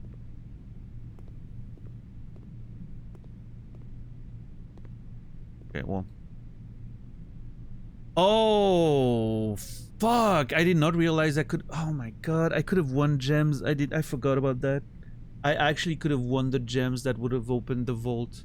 I am such an idiot. I should have followed the strategy that the book said. Make sure you have gems before you do things. Oh, the wager changes things. Oh my god. I did not realize that.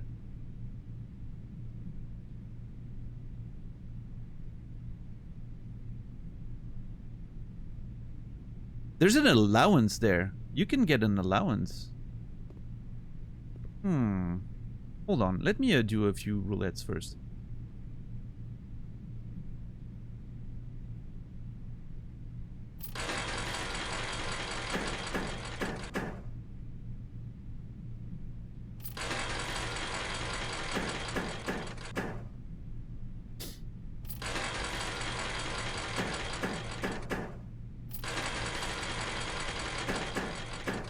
This is now a gambling stream, ladies and gentlemen.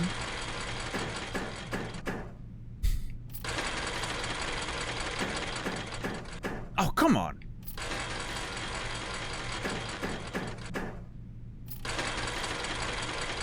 Isn't gambling against TOS? I think it is.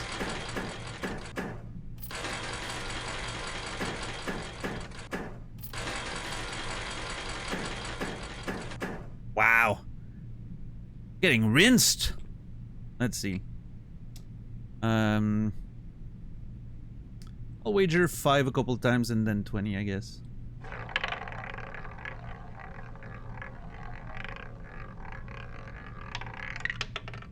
Of course. Of course. Alright, another one. Wait, I can only do it once? Oh, I did not realize that. Okay. Good to know. You can only do that once. That seems weird, like a weird rule. You're spending money to do it. Oh well. Let's try another slot machine then. Hey, we won something.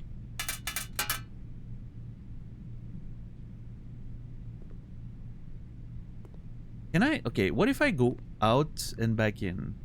Does that re-enable it maybe? Maybe it's a specific thing? No, okay. I just wanted to make sure.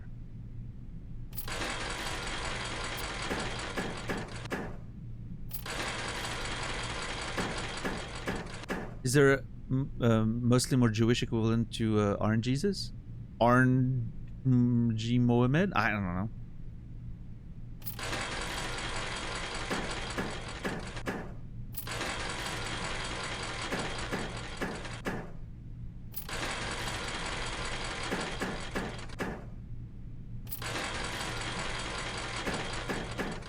Oh, come on. Gambling is haram? I know, but still.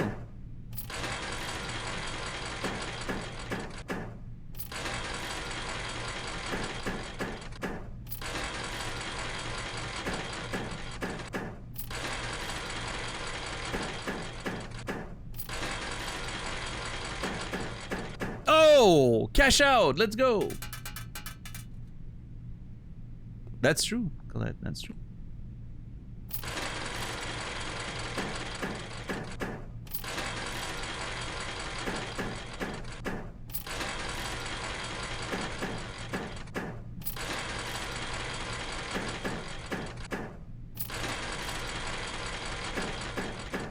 You know, there's this saying in French that says unhappy in games and happy in love, and the opposite, right? Like, you can only get one way or the other. I don't find that to be true. I feel like, you know, as far as I'm concerned, it's unlucky everywhere.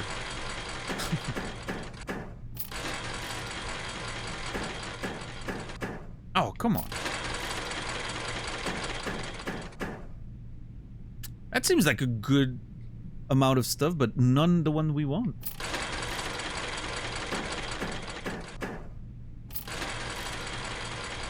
Give me 4 crowns so that I get a bunch of cash that I can do anything with. That'd be fun.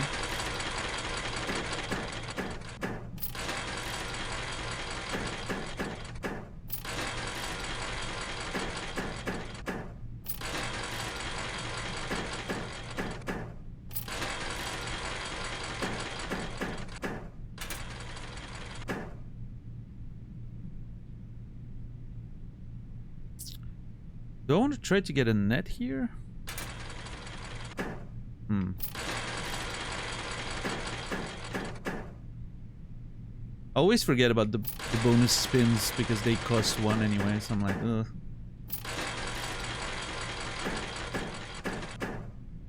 Oh, nice.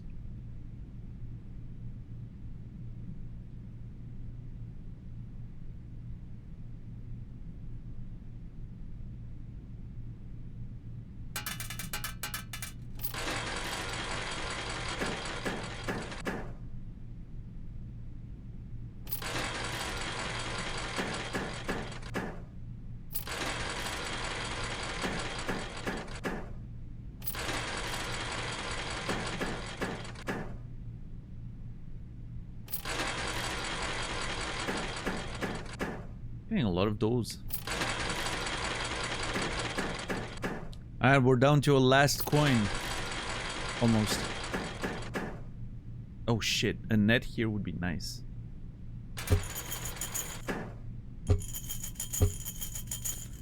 Alright, well, we're out of coins. We have one more key. Do I go to the locker room to use it? Do I just go outside? Let's see. Do I have Mechanarium and then we decide. We still have stuff to do outside. Let's see. So I'm 19. 1, 2, 3, 4, 5. No, 5, 6. No. Wait, what? Where's the fucking path? I'm lost. Oh, I have to go there anyway. Okay. So 1, 2, 3, 4, 5, 6, 7, 8, 9, 10, 11, 12. Okay, we have enough steps. The layout of today, JR, is a mess. The run themselves, well, okay. We've seen worse. Whoa.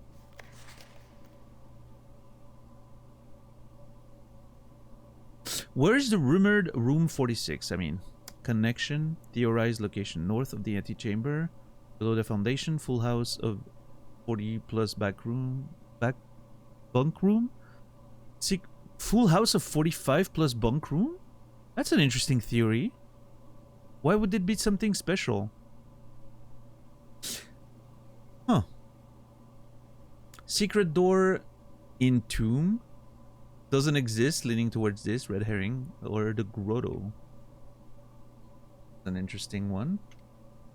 Hey, we found something for our trouble. It was maybe not worth, but let's add it to the repertoire. Add it to the notes. Yeah, today's house is a bit of a mess, but I like it.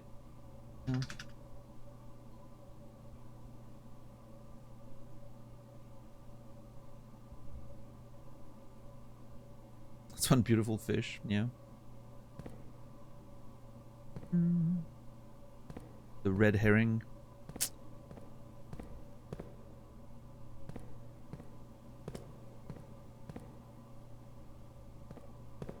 A literal red herring.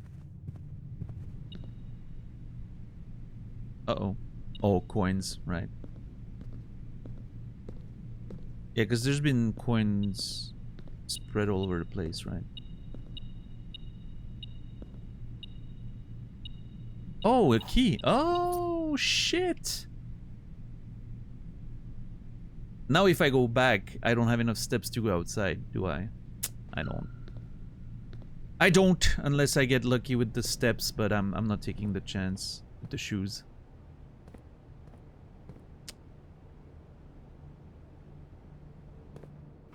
Yeah, it was really dark because I turned off the light. So.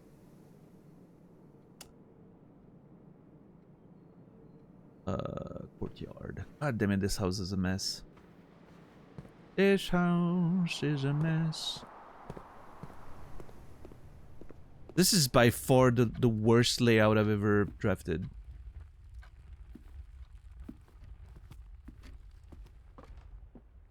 This is some hateful, you know, layout. Alright. There are white trees over there. Oh my god, I see them. I see the white trees. Holy fuck, they're actual no fucking way, dude. They're actually near the campsite. That's some dude. I love that the thing is hidden literally next to the fucking campsite. That is so funny. 2 stones.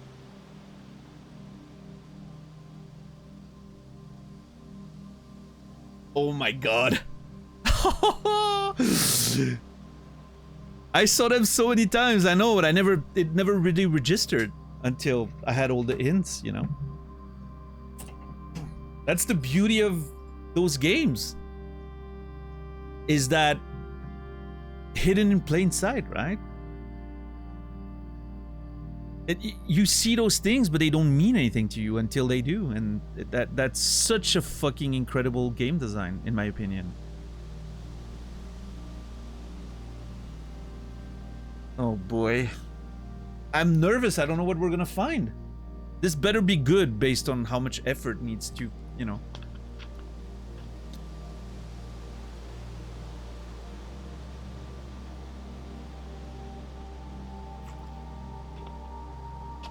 Yeah, Glegger, that's fine. I'm glad that doesn't happen to me too much. I'm glad some things I find a little bit accidentally, but most things I actually go through the process. I think it makes more satisfying.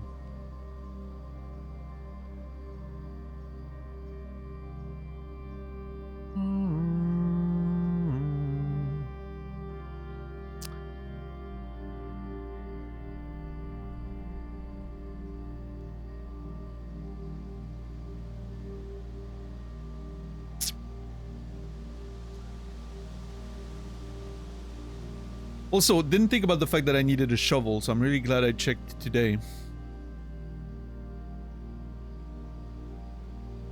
I'm really glad I checked today, because I didn't realize I would need a shovel, which makes a lot of sense, but, you know. God, I'm so frustrated we didn't get to do the fucking vault key. We were so close to getting it too, man.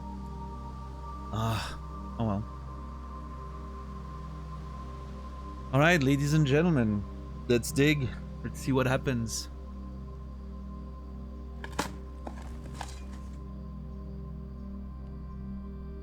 Oh my god.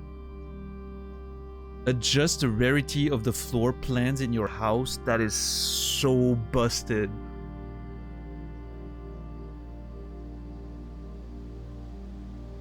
That code check is gonna be set to the lowest rarity possible. I want that code check to literally be drawn every single time. Just as soon as I open the fucking door. The conservatory. I can tell there's gonna be some really interesting stuff in there too. It's gonna be like a choice between 3 floor plans to adjust, right? Yeah, I can see how it's gonna work. I love that. Talking about RNG manipulation, this one's gonna be really good. It's a green room too, huh? Yes. Hell yeah. This Baroque Arboretum showcases and preserves the rarest specimen of every type and variety. Though selective propagation, the gardener here may influence which flora will be considered commonplace during the next season. Nice. And it costs 1 gem. Oh yeah, I needed to check. Does the freezer cost a gem?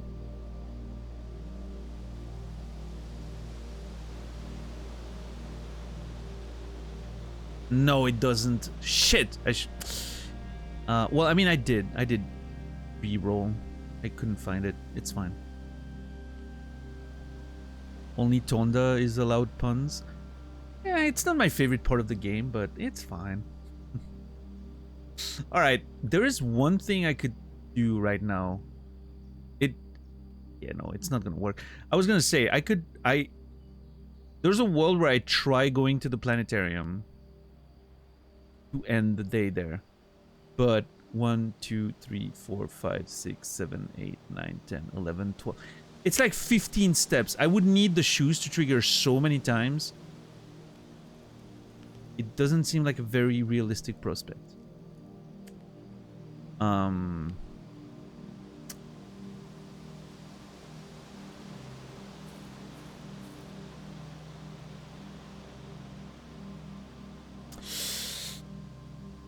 I could try coming up through the foundation, but I really want to make sure my elevator's positioned down there for next run, so I can check if it's gonna be permanent.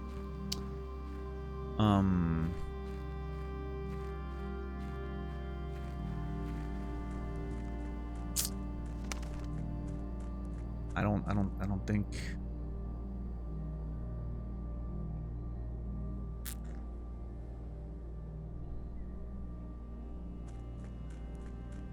I mean, it just triggered twice outside. I mean, outside works better, I think, but you know what?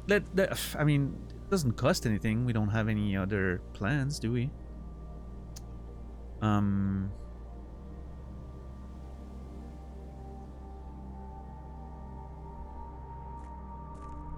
Is there anything else I haven't explored yet? Options.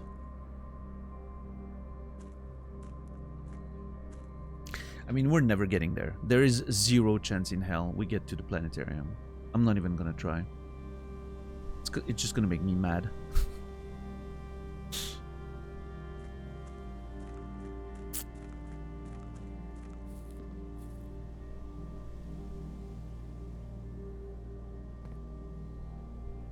There's a part of me that wants to go to the great underground music door, but similarly it's gonna make me change that stuff around that I don't want to be in that position, I don't think.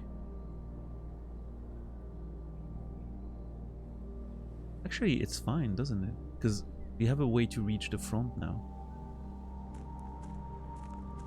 Daring just feels like defeat. Listen, the great music room, the room that has the best music in the game down there. I haven't heard that music in a few days and I miss it.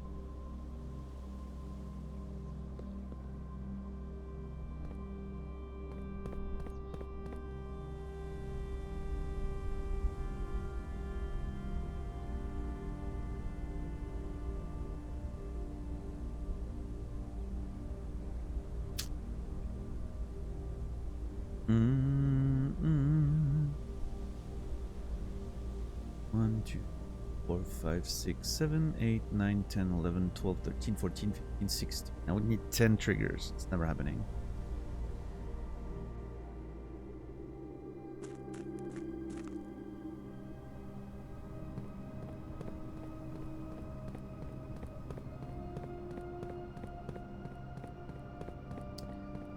So let's just make sure.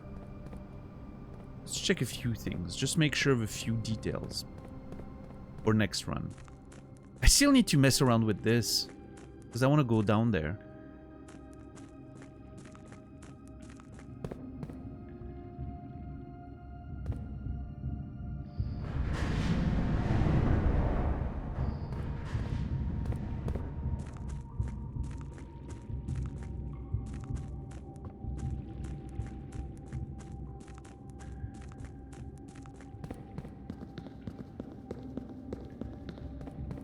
Running shoes! Those shoes are so amazing. I'm telling you, those shoes, one of the best items in the game, for sure. Nothing beats the bracelet, but, you know, still.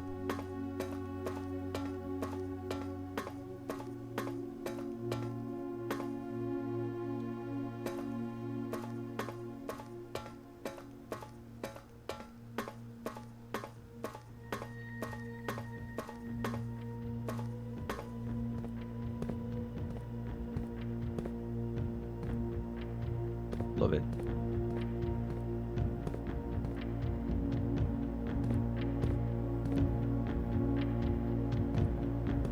Haven't been back to 46 yet, no.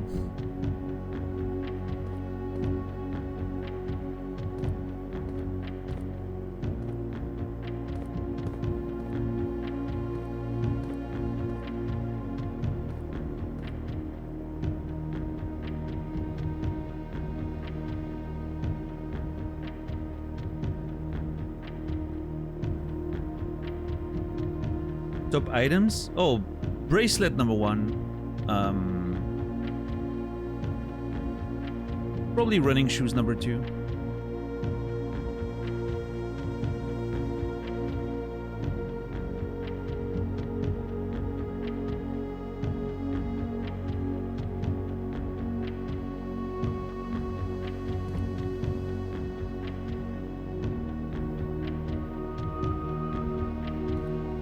Running shoes for convenience, you know, it's just great.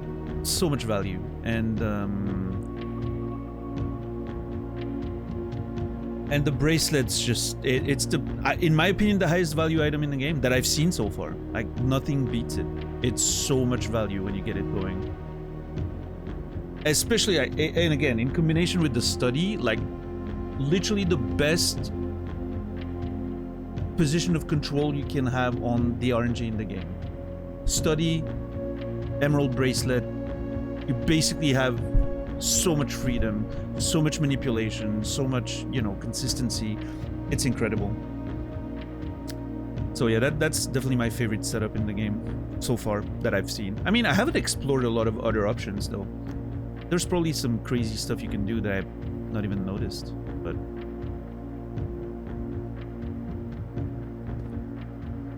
I think that's part of what's great about it. It's how many options there are, like how many different play styles and...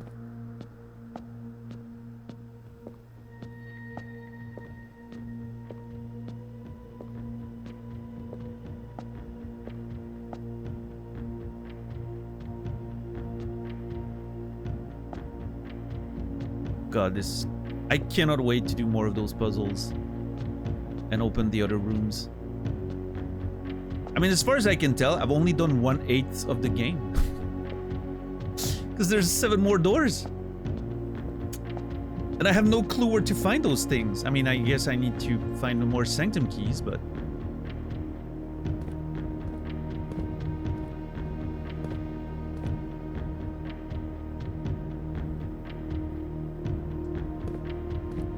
I'm gonna be honest, I don't even remember where I found the first Sanctum key. I don't remember if it was in the antechamber or... I have to figure that out at some point. What's up, Noger?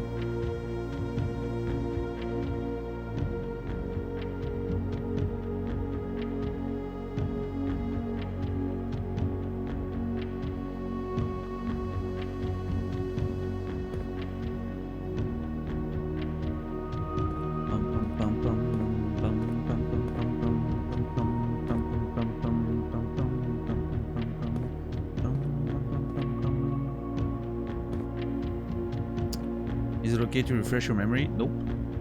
Absolutely not.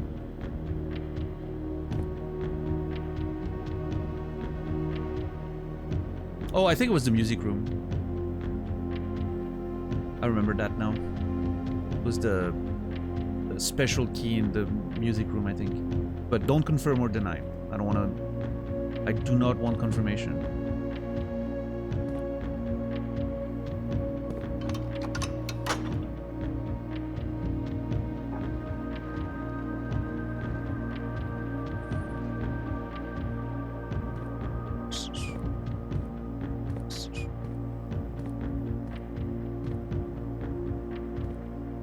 Well, I guess we call it a day in the inner sanctum today.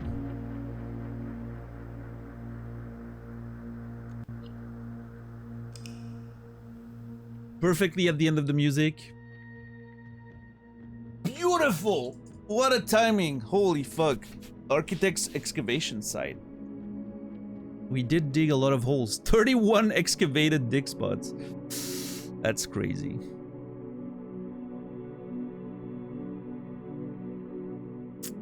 Bit of a messy draft.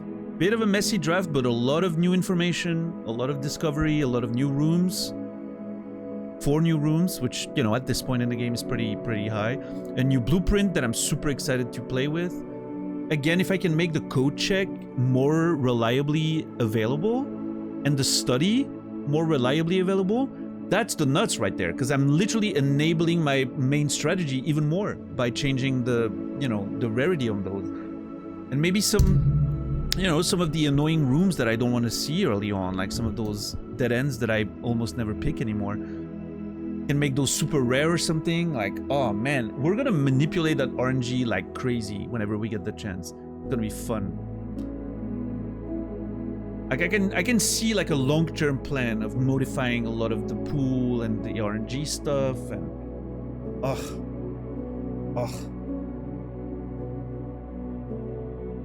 love it.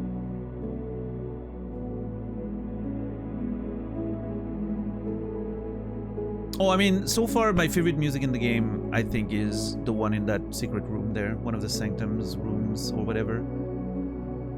That one with the beat and everything, like the drum. Awesome. I do still like the archives music. We haven't heard it in a while. The ballroom music was beautiful. Lots of great songs in this game. It's hard to rank them. They're all amazing. And they all work together in such a beautiful way too, to create the sort of atmosphere of this game. So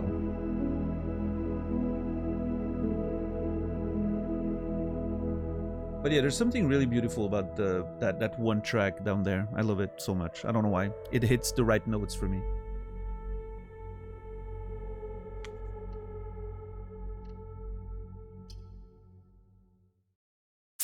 It hits the right note.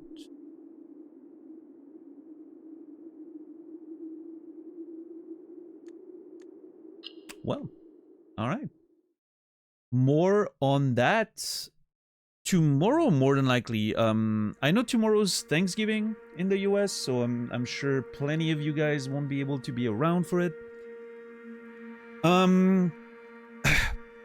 Makes me hesitant to know if I'm gonna stream or not because of the Thanksgiving stuff. You know, obviously I'm trying to not stream my main content on the days that I know a lot of people can't be there. Like, that's why maybe at Christmas we do like special, you know, special Christmas stream where I'm playing like some silly stuff. Last year I played Drum King. Maybe this year I'll play like, what's the name of that game? Baby Steps or something? Maybe something stupid like that, or something like, I don't know. Maybe one day I'll do like a run of Bushi or something, you know, some crazy, you know, maybe some crazy stupid stuff for like special events. I'm not sure how I feel about tomorrow Thanksgiving. I think, here's my thought. It doesn't affect as many people as Christmas, right? Christmas is Christmas. Everyone, pretty much, the majority of my audience does it. Thanksgiving is just like the US part, which is a significant part of my audience, but still. What I think I'm gonna do, if everything goes well, if my brain and my head feels good, I'll still stream tomorrow. Maybe we'll not do the longest stream tomorrow, we'll see, but we have a big run coming up, right, with the step. And if some of you can't be there because you have Thanksgiving stuff, you'll have something to watch over the weekend, right? You'll have a run to watch over the weekend, which I think is cool too. So I think my plan is to stream Blueprints tomorrow as normal, and you know, leave you guys with a little bit of content for the weekend. That's the idea. We'll see how it pans out, but yeah, that's the plan. Yeah.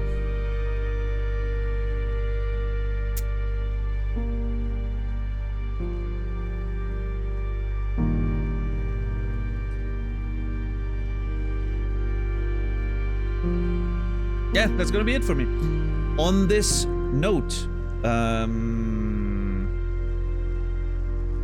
not gonna raid today. No, you know, no really raid targets available for me right now. I don't want to blindly raid into a Blueprint stream because I don't want to get spoiled, and I think it's rude to raid and not say anything. So I'm just, yeah, there's really nothing to do at this point. So I'm just gonna leave you guys on your way. Find your next stream. Naz is gonna be live in 40 minutes with more. Can we give a shout out to Naz? Hold on, I'm gonna do it myself. Nasrallah. I can't raid him, but I mean, I could offline raid him and leave you guys there, and maybe some of you actually stay and watch when, you know what, maybe I'll do that. I'm gonna offline raid Naz, see if it does anything. That's funny. Okay, I'll do that. But in any case, if you don't know that man, follow him. He's gonna be live in about 40 minutes. He's gonna be playing Ghost of Yotai. He's doing variety gaming these days. He's trying to transition into variety, not to be miserable doing challenge runs and Souls games for the rest of his life. Please support him as much as you can. One of my best friends. I love that man. I want him to succeed. Let's go give him some love. So follow him, stay on the channel until he goes live in 40 minutes, whatever. I'm sending you guys there. He's really fun to watch. Like I said the other day, if there's something to break in this game, he will find it.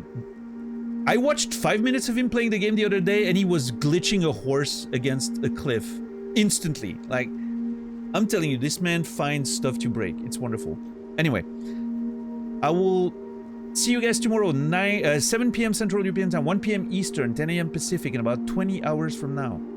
If everything goes well, I'll be streaming. It's Thanksgiving. Happy Thanksgiving for those of you who celebrate.